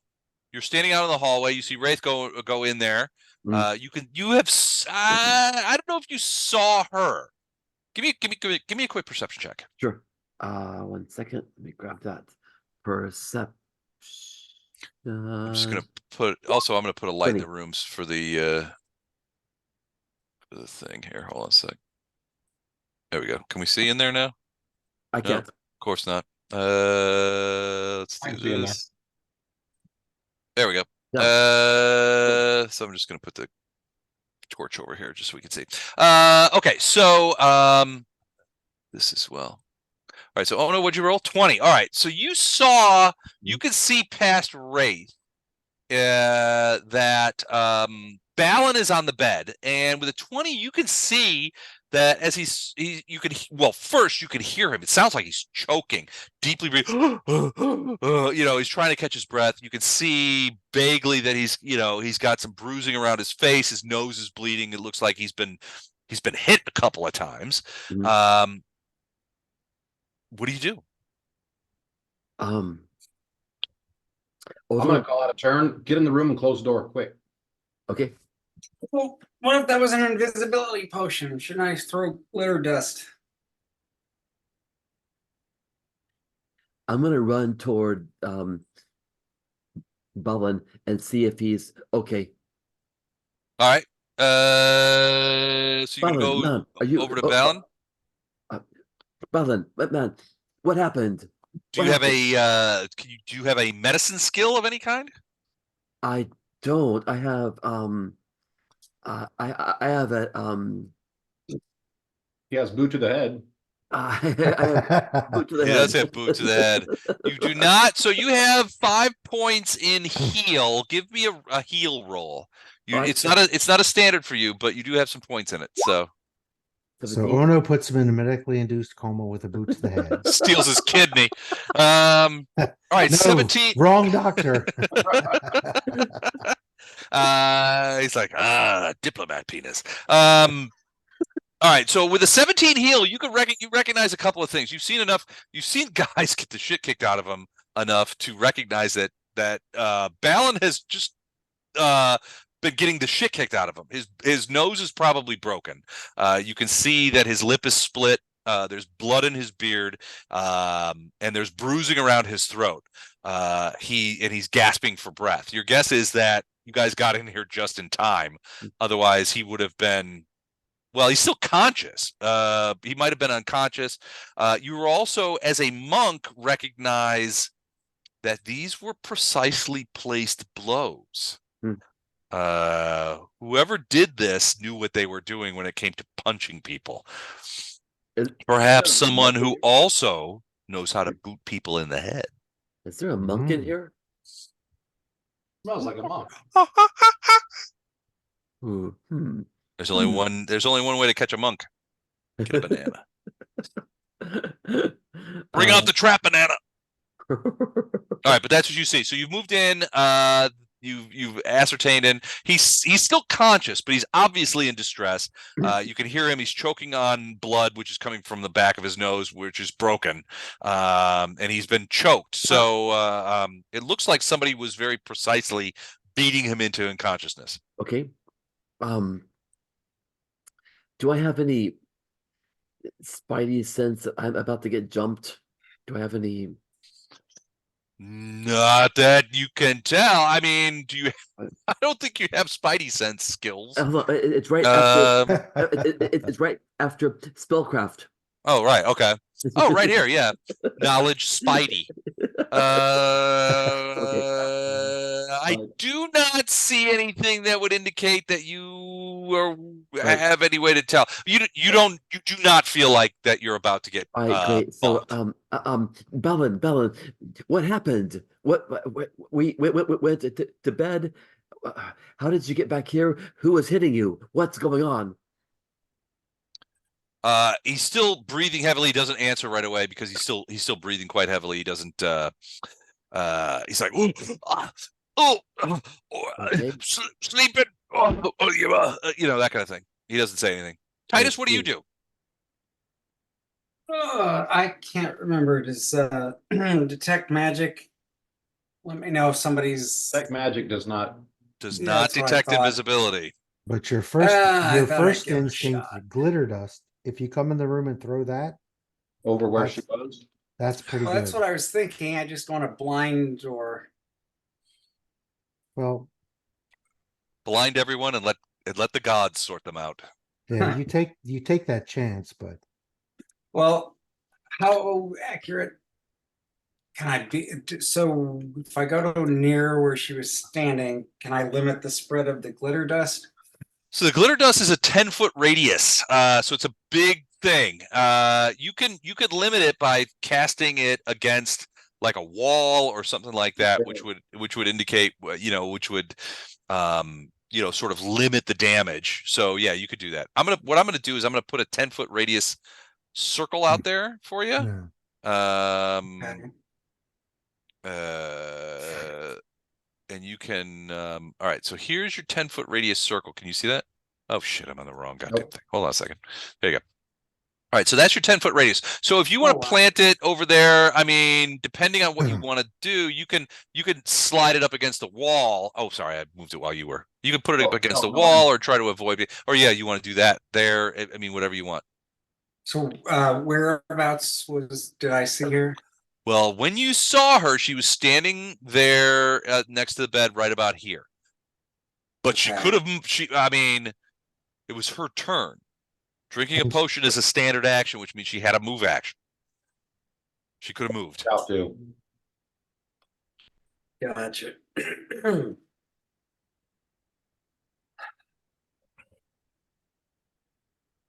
So are you gonna glitter dust that area right there? I'm not sure what else I can do. So I would say pull it down. what do you mean pull it down? Oh, So if you, towards the- I think probably if you want to stop her, you want to put it right. You want to make sure that she doesn't get out. I would put it right by the door. So like maybe here. Yeah. yeah. Well, she's gonna have to Says come the that man way. who's controlling it. She's gonna have to come that way. So if you did it like there, you wouldn't get me, you wouldn't get Arendar, but you would get her path to the door All right, I'll do that. if she went direct. Okay, hold on a second. All right, so you're gonna do right there. All right. I'm just wondering if there's a trap door in the corner or something. well, we'll see it open. Well, yeah. Will Yeah, negates. that's a good So I need point. to make a will save. Let me go ahead. What's the will save here? Okay.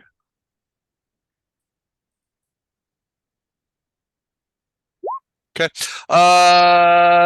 Yeah, so your glitter dust goes off and you're peering into the clouds of glitter and sparkles and just joyful sorts of things that explode there, and you don't see any people in it. Like I said, the will save is just for the blindness, not for the actual coding of Yeah. it. Correct. Okay. But it can also be to assuage you from the point of view of maybe she's not there. Hmm. Hold that thought. I'll be right back. Hmm. So we have what looked like a woman in the room, and she drank a potion, Yeah, potion of invisibility. and she was beating the hell out of Bullen. She was either trying to kill him or trying to capture him. Well, I guess he looks pretty beat up. So this girl, I don't want her, if we at all possible, I don't want her killed. We need to, like, especially you, it's very easy for a monk to just say you're doing non-lethal damage. Yeah. The rest of us take penalties if we try to do non-lethal, but Got it. I want someone to talk to after this. I don't want I agree. a I dead. agree. Yeah. It's harder to talk to a dead person. True fact. Not impossible, but Right, exactly. We'd have to wait till next time when Poe shows up and yeah. Okay. Huh. All right. Well, so I'm gonna. Would Ono know? Would Ono know that she quaffed a potion of invisibility? probably. If you were up the door whenever we saw her, we busted up the door and saw her there. I was Yeah, she about quickly there. grabbed and drank something and disappeared. So you would assume that, yeah, it was a potion of invisibility. Okay, and it looks like she's a good hitter. So, and she was using her fists. Uh-huh. So we're up against a monk, maybe.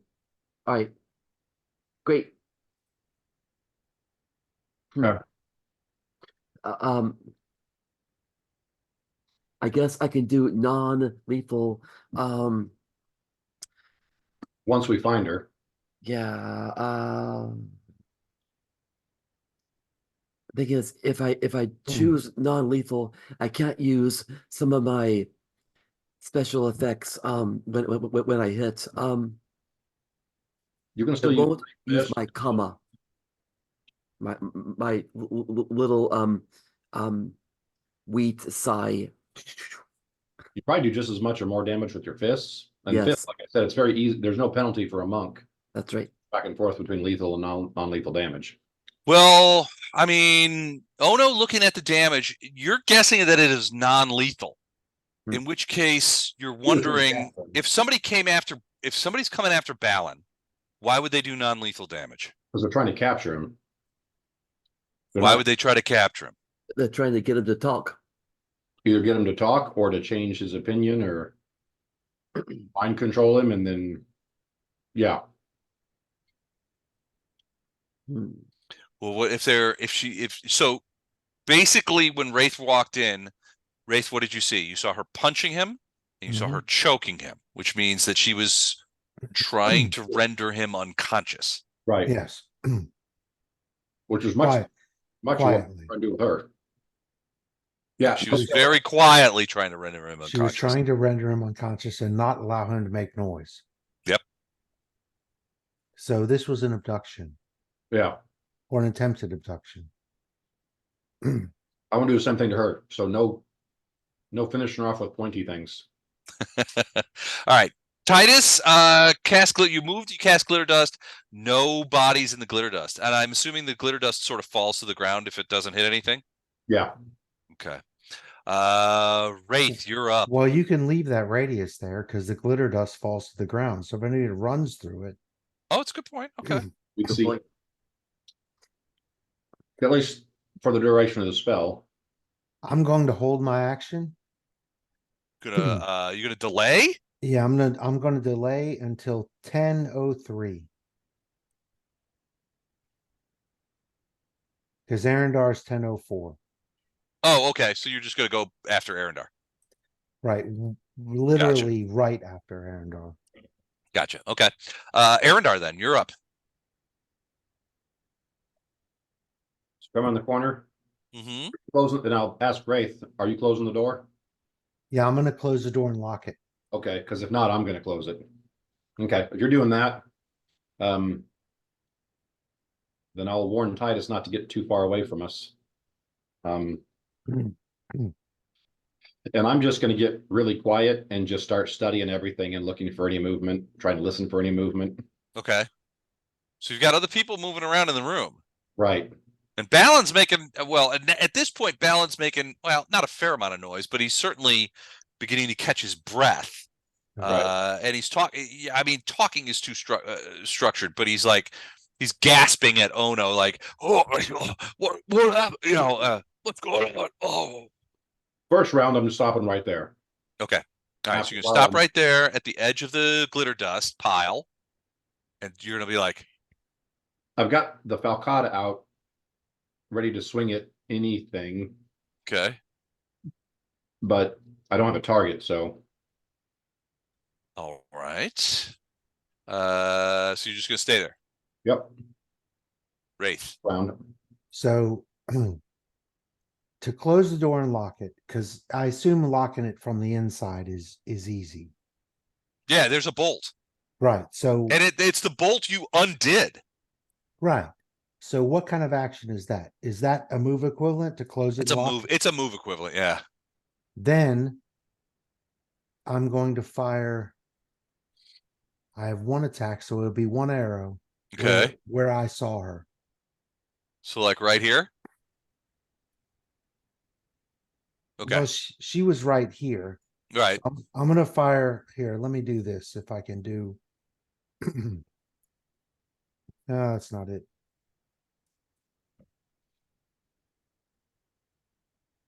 Well, that didn't do anything. Okay. I'm trying to just do a straight line, but Do the measure tool and do it to where other oh. people can see it. Okay. Make it linger or whatever. No, that's not exactly right, but I'm gonna fire an arrow straight along the course to where she was standing Mm-hmm. in case she did this all the potion drinking nonsense and then didn't move. Gotcha. And All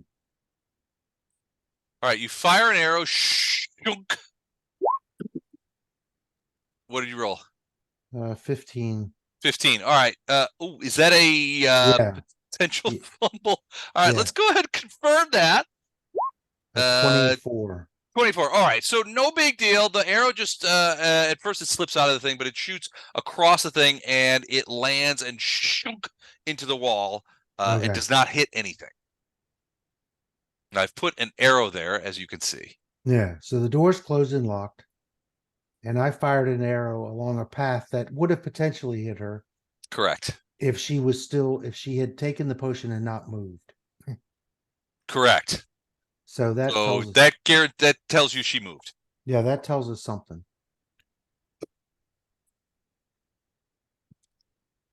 Anything else? That's my turn. All right. So the door is shut and locked.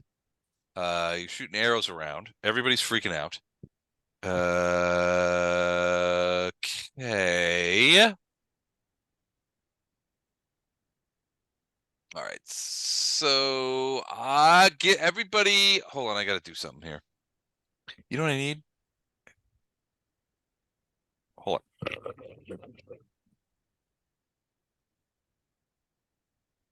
So if nothing happens within a round or two, then I'm just going to start swinging through the room. Just Well, trying to get something. there's no longer, well, that's meta. Never mind. The old DM's bag. I gotta fish out a thing because I don't want to give away my my rolls. Need a 20, a twinzo, if you will. I'm gonna use my Big Bertha as my my Billy Baroos. Here we go. The metal That's dice. the one. No, the big blacks. All right, here we go. All right, I need everybody. I need everybody to roll a perception check. Damn! Jesus Christ, Wraith! You're wrecking my shit here. I hope you understand that. I'm a perceptive dude. What can I say? I know. It's just irking me. Damn, natural 20? Oh no, on a perception check? Nice, dude. All right, you're out of the game. Nice. Have to go home now. Hit us with a 25. All right. Oh, shit. How do I do this? All right. So, Sorry, God, I'm sorry. All right. so Ono, you hear something moving behind you, like right here. I knew it. I knew it. And it's moving along this wall. I'm gonna punch Wraith, it. you hear this chair. Well, you see it. I mean, you're sort of looking around. You see Ono sort of look over there, and then you start looking over there, and you see this chair bobble a little bit, like just shudder, just a twinge. Which chair? This one in the corner? The one in the corner, yeah. Okay. Goddamn 30 natural 20s bullshit.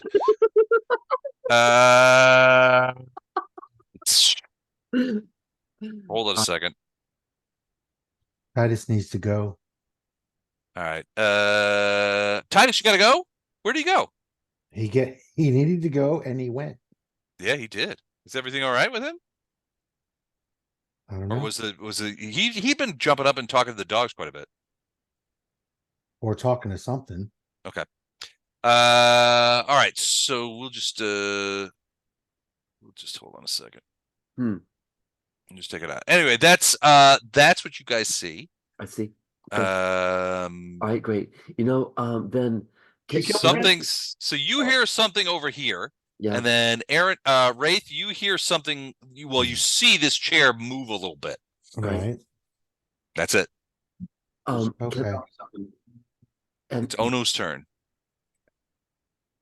you said I heard something. Yeah, there's like a little divan over here. Yeah. With head, you could see it has some balanced clothes on it. You heard what sounded like, like the wood of the divan against the back, like the wood of the handle of the divan against the wood of the wall, sort of like scrape a little bit. That That's kind of fine. thing. I don't know if I'm allowed to blind punch, but it's worth a try. If you know the square, you go and do a regular attack, and you got a 50-50 miss chance. Plus, you got to roll a successful hit. Yeah. It right here, I heard it. Yeah, you heard it right here. Right there. All right, got it. If that 20 gets me any mileage, I'm gonna run over here and punch right there. Flurry of blows. Okay. You moved. Sorry? You only get a single attack because you moved. That's fine. Unless it was a 5-foot step. Was that a 5-foot step or was it a 10-foot step? It might have been I was here. I moved to here. That's at least 10 feet, I think. Yelling at Ono is a free action. If anyone wants to do that. Wraith. Can I? It's not there. It's not there, Ono. You know what? Where is it? But you're not going to say where? Oh, it's not there, Ono. The chair moved. It's by the chair. But I personally don't want Ono to go run to the chair. Okay. I'm sure you let him run to the chair. Well, of course you do. I did say that. I did roll a pretty good perception check, and I heard her here. Natural 20. So yeah, I mean you heard it going across the thing. And then Wraith is saying so Wraith sees you kind of like going up by the divan, and you've got your flurry of blows things going. He's like, no, it's by the chair. I don't know, You don't know if that's the case. But then Wraith says, "Don't go there. I don't want you to get in front of my arrows." All right, that's fine. You know what? I'm gonna throw some. I will, if I may, I will throw one attack at the place where I think I heard it. All right, give a throw. And give me my flurry of blows and kaboom! I will. What did I get Holy there? shnikes! 2 natural 20s. 2 natural. You did something that wasn't there. He threw a flurry of blows there and hit her in the corner by the chair. He hit her memory and it And it busted her up. hurt her. I gotta say, this is a conundrum. He's got 2 natural 20s here. Yeah. I'm gonna say So he that kicked the thing, and the thing went down and hit her. I think he's gonna catch her as she's moving. He moved Okay. so quickly as a monk. I'm gonna say he catch her. So at this point, I'm gonna give you the option: damage or chart. I'm sorry. Also, I declare stunning fist. You can't because of it's a single attack, right? Yes, sir. Okay. So I don't think you can declare stunning fist with a single attack. Can you? You can. Can you? You just gotta do it ahead of time. Oh, you know what? Actually, you know what? Mike makes a valid point. I did not say that, so no stunning fist. Okay. So I need to know whether you want to do the damage or the chart All right. or the crit.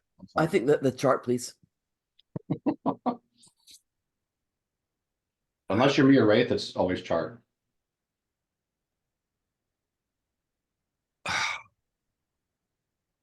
Fucking shit. All right. All right. So the chart, the crit is called left reeling. Target suffers max plus bonus and -2 penalty to AC for 1d3 rounds. All right. So what's your max? So your max damage here is going to be D8 plus 2 is 10. Yes, sir. Plus bonus on that attack would be 7. So 17 points of damage as you feel by some unearthly manner, you feel your fist connect and you hear a like oof. As is 17 points of damage you do. Yeah. And you can hear, and Wraith, this is what you really hear is something stumbling backwards along this wall and the hitting the chair, and the chair moves. That's what you see. Okay. Okay. Now, and I think that's the end of my turn. That's definitely the end of your turn. Right. All right. So Arendar, you did not see the chair move because you were looking the other direction. I'm gonna ask Arendar to pause till after me. Okay, then just move me to 10.02. Les. Yep. Also, that hit was, I did not declare it non-lethal, so I really clocked her. Oh, I got you. Yeah, she felt it.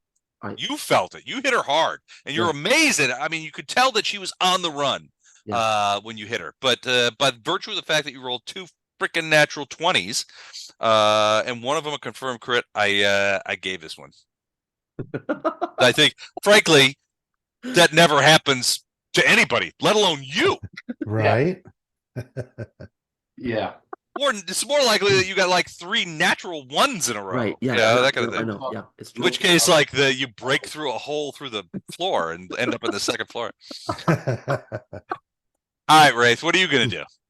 So I heard, I saw the chair move. Yeah, it So wiggled. I'm gonna assume she's between here and here. Okay.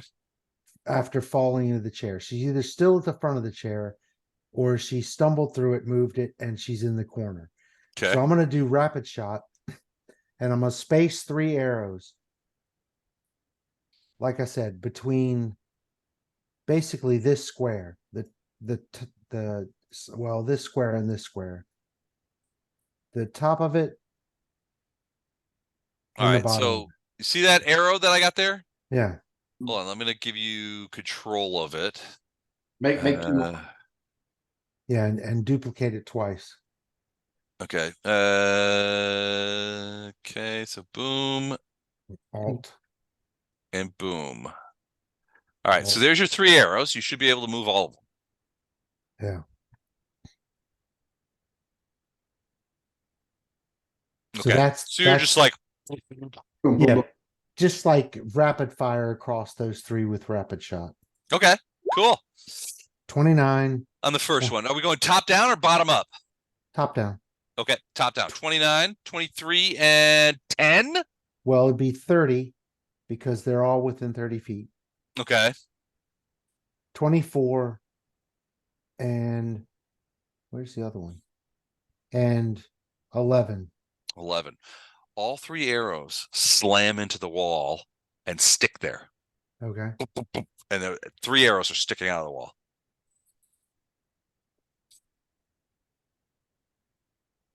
Now it's Arendar's turn. Arendar. Okay, moving to right there. And Okay. I'm swinging in the corner. Corner. Okay, corner swing. Go for it.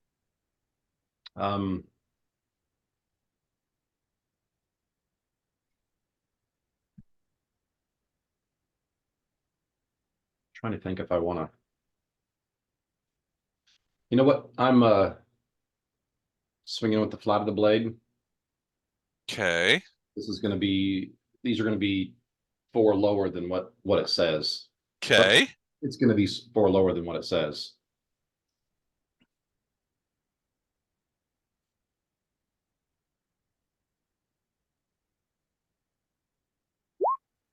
So 20.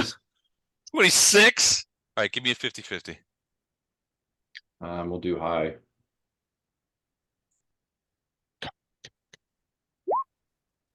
That's it. Ah, okay, that's a hit. All right, so 11 points of damage.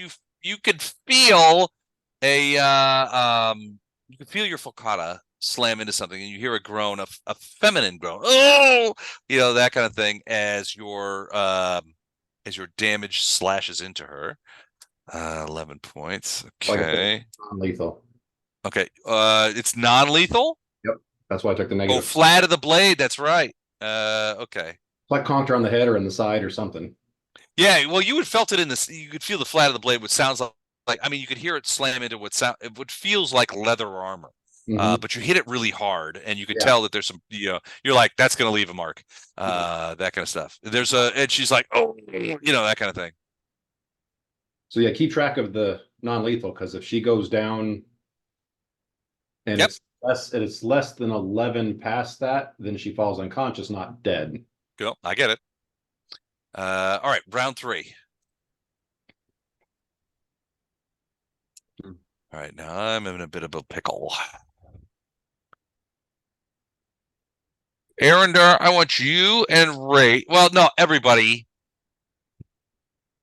Give me a perception. Ah, Nice. Son of a Whoa. bitch. wow. Makes sense. I'm closest to her. Yeah. Wraith, did you roll anything? He stepped aside. Oh, okay. All right.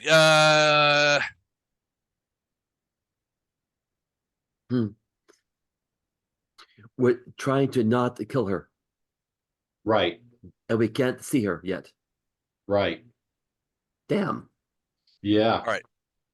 You hear somebody rocking pretty fast along that south wall to the east towards your brother. So since I know it's her and I know it's there, do I get an attack of opportunity? She's invisible. She's invisible, but I sensed her and I just smacked her, so I knew where she was coming from. This is completely your call. I'm checking. Do invisible creatures provoke attack of opportunity?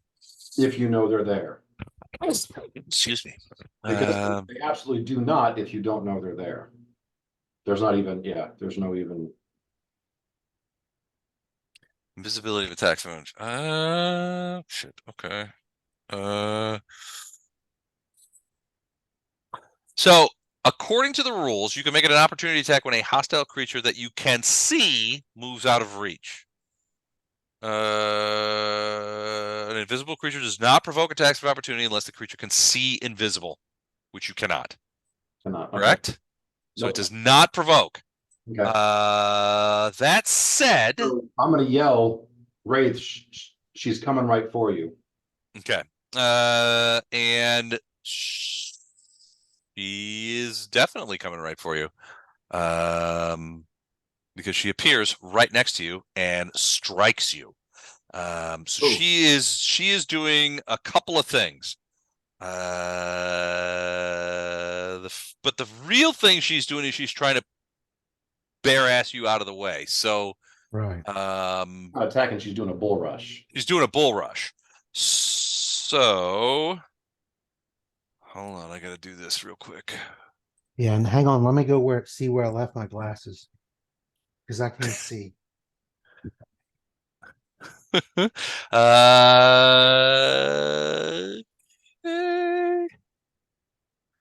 Hold on a second. It takes me a second because I don't have the CMB here.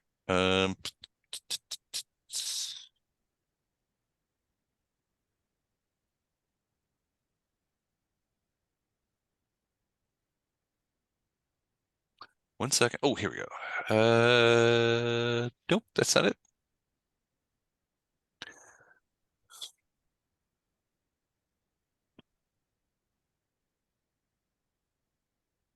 Here we go. All right. CMB is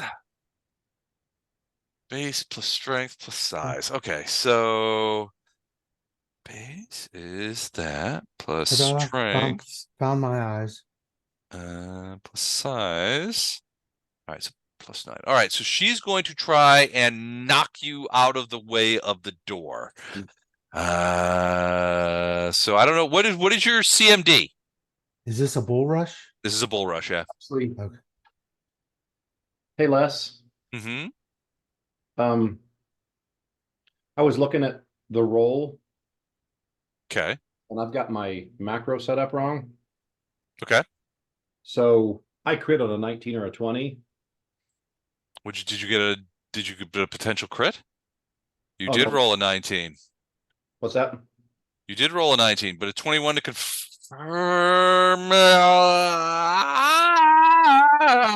Yeah, that would be a confirmed crit. Shit. So that All 11 right. points of non-lethal turned into 33 points of non-lethal. Okay. Still not enough to kill her Right. or And hurt her. my CMD is 24. 24. Okay. And I don't, to be honest, I don't know how that works. Is it a roll plus 24? No. Yeah, it's my roll. I had a roll. My Against 24. Okay, good. yeah, against 24. So here it is. She did not make it. So she stops right at you. And so she runs into you and, boom, and you're just like, really? In which case that's a move and a standard. So she is stuck. What do I see? Well, you see a woman, a young woman, but she's got some stuff on her eyes. Here, let me just show you what she looks like. No, that didn't work. Hold on, let's try this one. She turned invisible again. Yeah, she disappeared again. Damn it. Why does that happen? Hold on. Let's go ahead and put her back where she belongs. Oh, I see what the problem is. Okay. And this is what she looks like. So she's a young woman, looks like an elf or a half elf. She's got some eye black around her eyes, but otherwise quite comely. But she's tried to push you away from the door.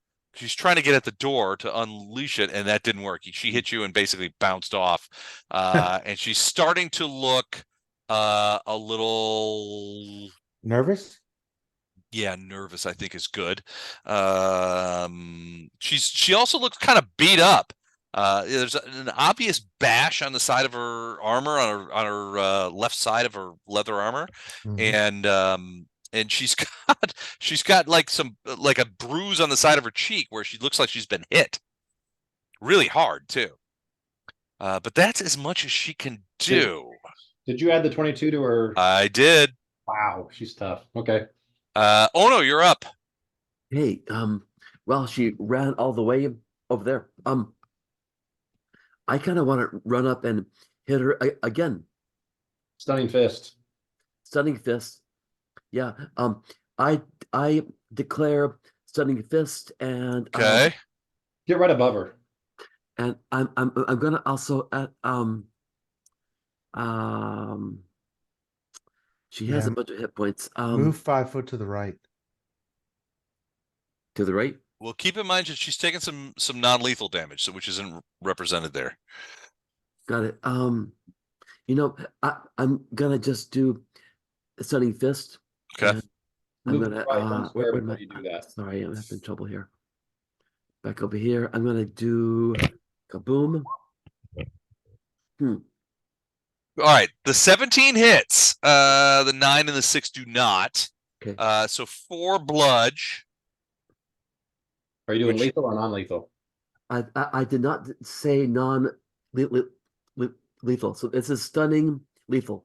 Okay. So she staggers backward. She's still up, Okay. but now I have to make a save, don't I? Against stunning I think fist. so. Let's see. Stunning fist. Let me. Um. DC is 10 plus What half, hap- Here we go. 13. Stunning fist. You must declare. It's probably 16 if I had to guess. Okay. Oh, no, is level 7. Is your wisdom plus 3, like a 16? My wisdom is plus 5, sir. Oh, plus 5? Holy crap. So He's it's an very wise. 18 18 Yes, sir. fortitude save. or 18 fort. All right. All right. It's not out of the realm of possibility. Here we go. Ooh, she made it. Damn. Wow. She is not stunned, but she is hurt. So she staggers back against the door and she reaches out a hand. She begins pushing herself away from Wraith's bow. And you see her starting to toy with a ring on her finger. No, you had to move. Just one shot. You're right. You're right. Wraith. Wraith, wait for me. I'm going to put my hand on the bolt on the door. Actually, wait for me. Yeah, I got that. Okay. I'm going to put my hand on the bolt on the door and hold it shut. And then just hold my position. Okay. Until my brother gets here.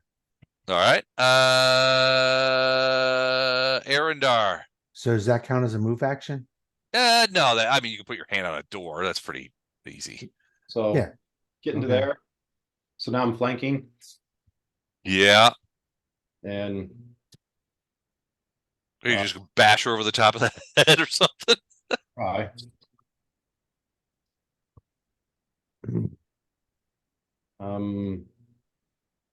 You know what? She got quite a lot of lethal. I am just going to. So this is without any. Actually, this is with a +2. Okay. 26 will hit. Ooh. Is this lethal? Yeah. Whoa. All right. So you hit her for Good thing that was 14, doing damage. 14 points of damage. This combined with the non-lethal that she's already taken is enough. She staggers backward. You hit her pretty hard with the falcata, and you can see that it has cleaved a pretty significant wound in her abdomen as you sort of bring it across in baseball style. You pierce her leather armor, and there's blood pouring out. She staggers backwards. Wraith, you almost have to catch her as she staggers backwards and falls to the ground.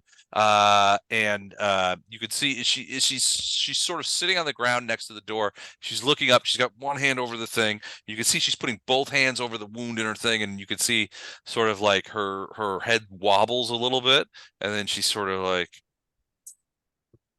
Okay. passes out. And Um, she's still alive as far as you could tell. So we need to. This is where Poe's not here, but off camera, can we say he kind of binds her up? Because he's still technically in the room. It's not like he's like. Can't you bind her up? I mean, I can try. It's not really my fault. I'm usually at the opposite end of the wound spectrum. Well, so what are the heal checks? I mean, I know that Ono has +5 on heal. I've got +6, so Okay. Wraith? actually, I think all I have to get was 15, so I'll give it a shot. Give me a second. But I'm gonna send someone for some rope. I'm sure none of us have it in here, but Well, there's 3 ropes in there, but they're not really suitable for tying anybody up. okay, yeah. I'm like, where's the wound? Yeah, it's like, what is this, a kidney? What am I? Yeah, I'm pretty sure this leg has to come off for sure. this leg's gonna come off. That's her Anybody, liver, you idiot. Leave that alone. anybody else want to give it a shot? I don't have Um, heal. I can but try. On my turn, I'm going to relieve her of all of her items, including the ring on her finger. Okay. It's not my turn yet. So No, we've dropped out of initiative. Okay. She's done. Should I try heal? Yeah. It's up to you. I'll try.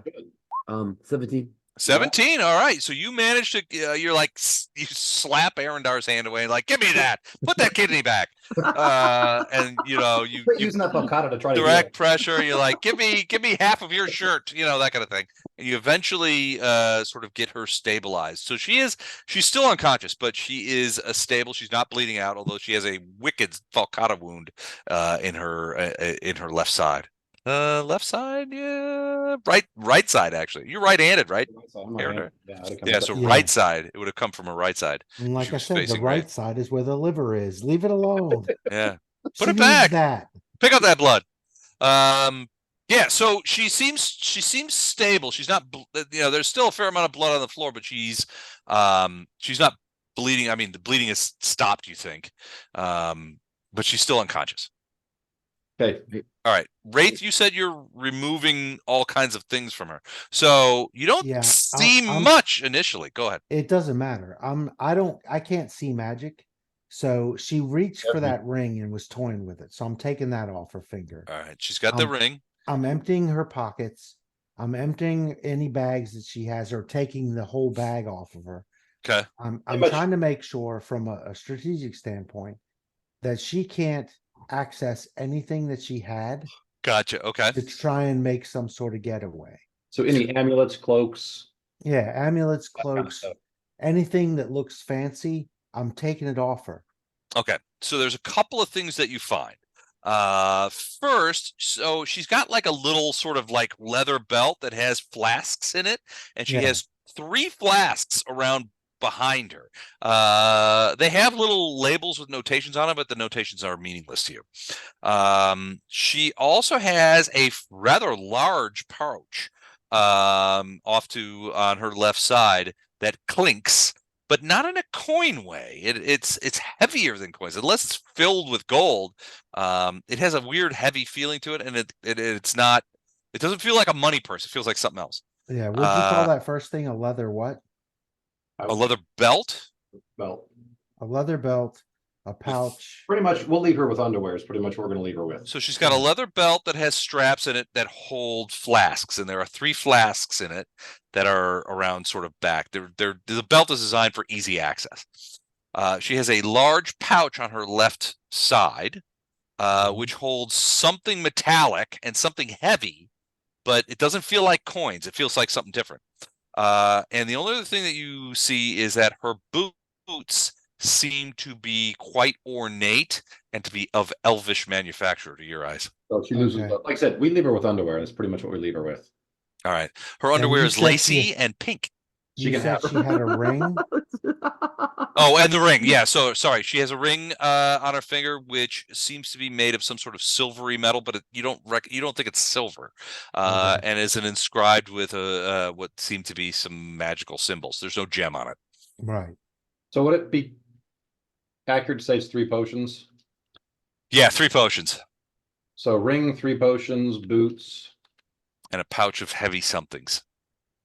That's Not what I- heavy. I mean, it's not heavy. The pouch itself is heavy, but there's like multiple things inside the pouch. Yeah. Like shuriken or something like that. Yeah, if you open it up, it's exactly right. They're shuriken, and when you look at them, they are masterwork shuriken. They are fantastic. They're made of some sort of metal that has like almost like an oily sheen on the top of it, so it glows rainbow. When anything, they are 6-pointed shuriken, very highly, very well crafted, and it looked like they've seen some use. Nice. Ono will appreciate the masterwork. And then the boots too. Okay, just because she's a monk, Hmm. we tie her up multiple ways. So Okay. we tie her arms behind her, like her arms together, and then on top of that, then we put ropes around like her whole torso and arms. Okay. Okay, move her arms. Tied her up solid. Okay. Yeah. All right, so if you guys go over to check on Balin, Balin is breathing normally again. He's sitting up in bed. And he's like, "Oh, I don't know what happened. What's wrong with my nose? I can't even speak. Oh, God." He's looking at blood. He's like, "Oh." Like she broke He's it. like, "Is there any way to fix it?" And he sort of looks at you. He's like, Is there any way to fix it? And he sort of leans forward and grimaces. He knows how to fix it. He just is waiting for you guys to do it. That's a poke job. Yeah. You saw me with the spleen or the liver earlier. You probably Okay. don't give it a shot. You can see him sort of like leaning in on a couple of teeth. He's like, son of a dick. He's covered in blood, but the blood has stopped, and you could easily see the marks on his throat. She was serious. She is still unconscious. Her breathing is heavy and ragged. There is blood leaking through the sort of makeshift bandages that Ono managed to stick onto the falcata wound. But she does seem to be, I mean, if you test her pulse is strong. Her breathing is okay. She's not bleeding from the mouth or the nose or anything that would give you pause. I mean, you've seen, when it comes to abdominal wounds, the higher up, the worse are off. Mhm. And if you see blood on the lips, that's usually an indication that however time it might take, Right. the fate of the person is largely decided. Right. There's no blood on her lips. She doesn't seem to be aspirating any blood, and the blood does not seem to be leaking out. Your guess is that you hit her hard, but your guess is that the armor took the bulk of the hit. Right. And while you pierce the armor and pierce the skin, it would be difficult to classify it as a superficial wound, but you don't think that Anything important. it's not a fatal wound, Right. provided she's cared for. Right. Cared for. That's what we're gonna do. Mm. All right, Large so, airports there. all right, so you captured her. What are you gonna do with her? Oh, scare the crap out of her, and Well, she's a naked half elf in pink panties. yeah, in a room full of 4 guys who are all Some- at her. So my brother's going to intimidate her when she Yeah. regains consciousness. You're not gonna do anything untoward, are you? No, absolutely not. But she should Okay. be fairly easily she's not gonna intimidated at know this that. point Okay. because Oh, she no, doesn't know that's- we would never take advantage. Let us be gentle to our defeated foe. Oh no, not gonna be gentle, but Oh no! You Go think- back to your room. Go back to your room. It's not. all right. Wait. that's gonna It's be not like be- the it- most used quote for this entire campaign. Oh no, go back to your room. It's not because anything bad is going to happen here. It's because the suggestion that something bad could Yes. might be necessary for the interrogation, and you're a baby face and you couldn't deal with it, and that's okay. That's why we love you. Yes. But go I'm back going to your back to room. sleep. Go back to your room. Yes. Good night. Hold on a Good second. night. I did my job. Good night. Yeah. Go have a warm glass of milk and get some I sleep. will. You betcha. All right, fine. Hold on, but that's also why you have to go back to your room.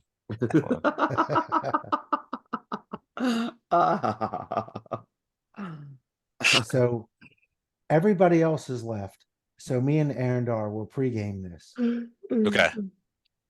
The interrogation tactics you're going to take require what? You're going to try to be intimidating. Right. get I that. thought about trying to be nice first. That way you get that out of the way because they kind of expect the whatever. And Well, then, I could be good cop. She doesn't know me. Mhm. Well, she's seen you certainly, and you don't know what she knows. Yeah, Oh, we don't- that's true. But obviously nothing terrible is going to happen to her, and she's not going to die or be right. touched in any way. But That's for Eric's benefit, isn't it? But she doesn't no, know that, and Okay. we don't want her to know but she doesn't know that. So you can Gotcha, play okay. on that if you need to for the intimidation. that. Mhm. Because we need information: who she works for, who sent her, why she's here, what her mission was, that sort of thing. Yep. All right. While I'm looking at this, let's just give you the potions, one each of. You got a pen ready? I'm going right now. I've got it. Okay. One each of dark vision, mage armor, and magic fang. Hmm. The shuriken are masterwork, and there are 20 of them in the pouch. And the boots are boots of striding and springing. Nice. Ooh. Wow. And obviously elvish made. Wow, that's cool. The ring is a ring of dimension door, Oh crap. and it's got 4 charges on it. Whoa.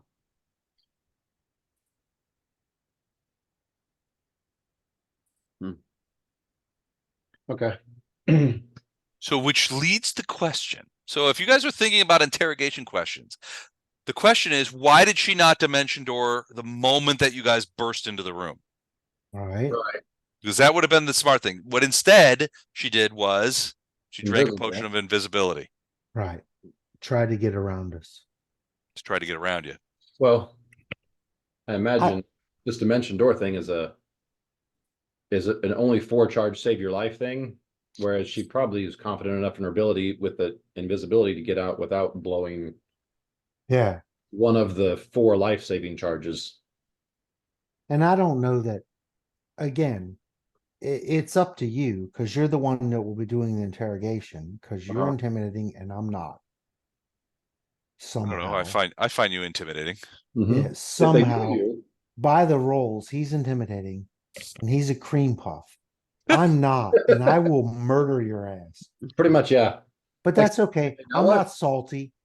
I'm The not question, salty at all. the question doesn't need to be about our tactics.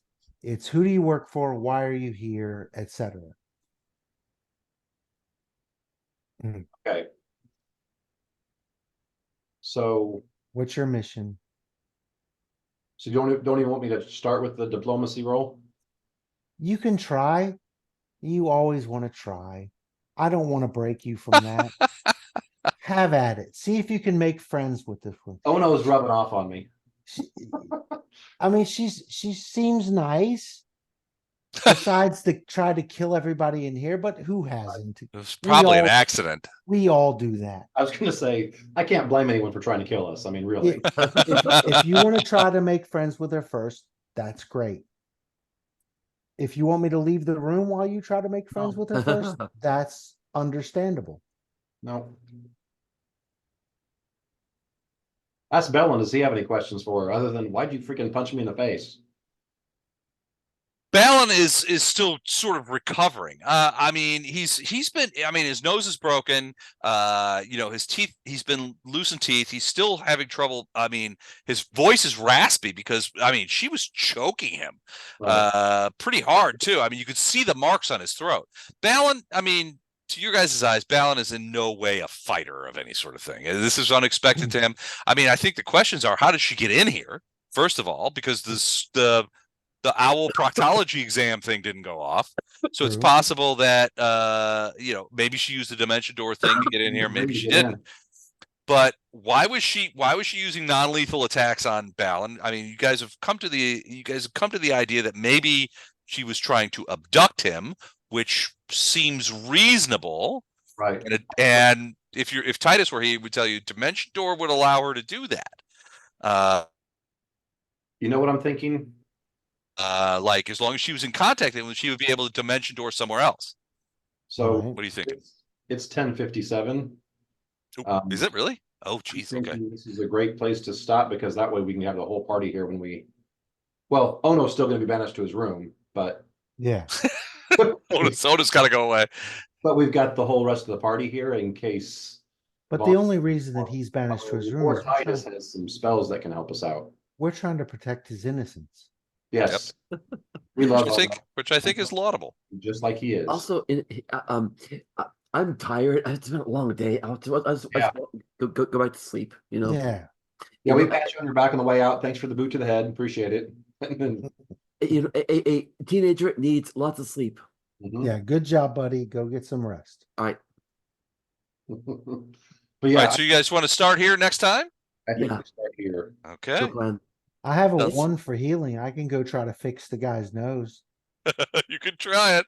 That'd be good. Yeah, I mean, I mean, tomorrow, not tomorrow. Well, yeah, tomorrow you guys have to go in front of the king. So No, it's the day after maybe tomorrow. wait for the healer. Well, today it's 3 o'clock, 4 o'clock in the morning. Oh, okay. So yeah, tomorrow technically, yeah. I want to see what Wraith does. Kind of curious myself. What, to try to heal him? I want to see if Poe's got more work than what she did, or if he's actually got less work than what she did. I have a +1 to my Yeah, healer go ahead. check. Okay, so I will try it. Do it. I don't have it set on a macro because what would be the point? Roll a D20 and see what happens. A D20 +1. This is gonna be great. Oh, Eight. All right. So you're like, all right, wait, it's gonna be okay. You grab a hold of his nose and you're looking like, look at the hand, and you yank it the other way. What happens is blood squirts out his nose. He screams like a high womanly scream, Is and this you where the realize that you've broken it the other way. Once it's broken, it's broken. You can't break it the other way. It's So let's part- just wiggle it at this point. yeah. So It's not need- healed. I need cotton to shove up there and hold it in place. And a hood and a dagger. The dagger. No, you I need can- him. So we've I can- established that the twins are not healers. That's not really our. Like I said, It's lies on the opposite end of it's this. not our strong point. I gotta But say, I you've given it the old tried. college try. Yeah, no, you gotta respect that. I think Balin would respect that once he, comes to. Once he, Once you stop screeching like an owl getting a proctology. Once he slips, once he comes back out of his coma. right. You can't go into a coma from a broken nose, you wussy. I have a good authority that ambassadors from Seaquen will sometimes slip into a coma for what seem to be very minor reasons. Okay. All right, so we'll stop there. We'll start next time with the interrogation of this this half-elf monk person, and we'll see what happens. So that's 2 weeks from tonight. So it'll be the weekend. I think it's the 14th of April. So 2 weeks. awesome. All right, guys. Actually, later in April, I'm gonna be traveling, but I should be here on the 14th. Okay, sounds good. Sounds Let me know. Well, if you depend, are you going to Israel? Actually, no, because of reasons. okay. There's a war there. Yeah. Yeah. And Because of bombs, no. Yes. All I right. choose to not bring my children into a war. We're all meeting up again in Germany. Oh, nice. Okay. So- So so you're at Germany's +7, +8. I think So yeah, that's not going to work. it would be +6. Yeah. Well, no, you're talking Central European time. So +6 is London. So you're going to be one more than that. Really? Oh no, with the new daylight, because I think Europe just went on daylight savings time. So you might be +6, but even +6 is going to be like From 3 2 in the morning. Yeah, it's not going to 4 work. p.m. until I mean, it would be. 5 a.m. I think it's later in April, but it will work out. My schedule's gonna be all screwed up anyway. So yeah, we're going to Germany. Nice. The two families meet up in a Kinder hotel, a hotel for kids. Very cool. And the kids all have a blast. I during these excursions to these fancy Kinder hotels in Germany, I'm mostly on kid care, child care duty full time. So it's for me, it's not a great vacation, but it's good. It'll be lots of fun. Good deal. Well, let us know when that is, and if we can play around you, we will. Awesome. Thank Safe you, Les. travels. Thank Cool. you. Yeah, be careful. All right, you. guys. Thanks, and awesome game tonight, and I look forward to seeing you guys again soon. Yep. All right, That bye, was guys. fun. Good night. Thank you. Good night, y'all.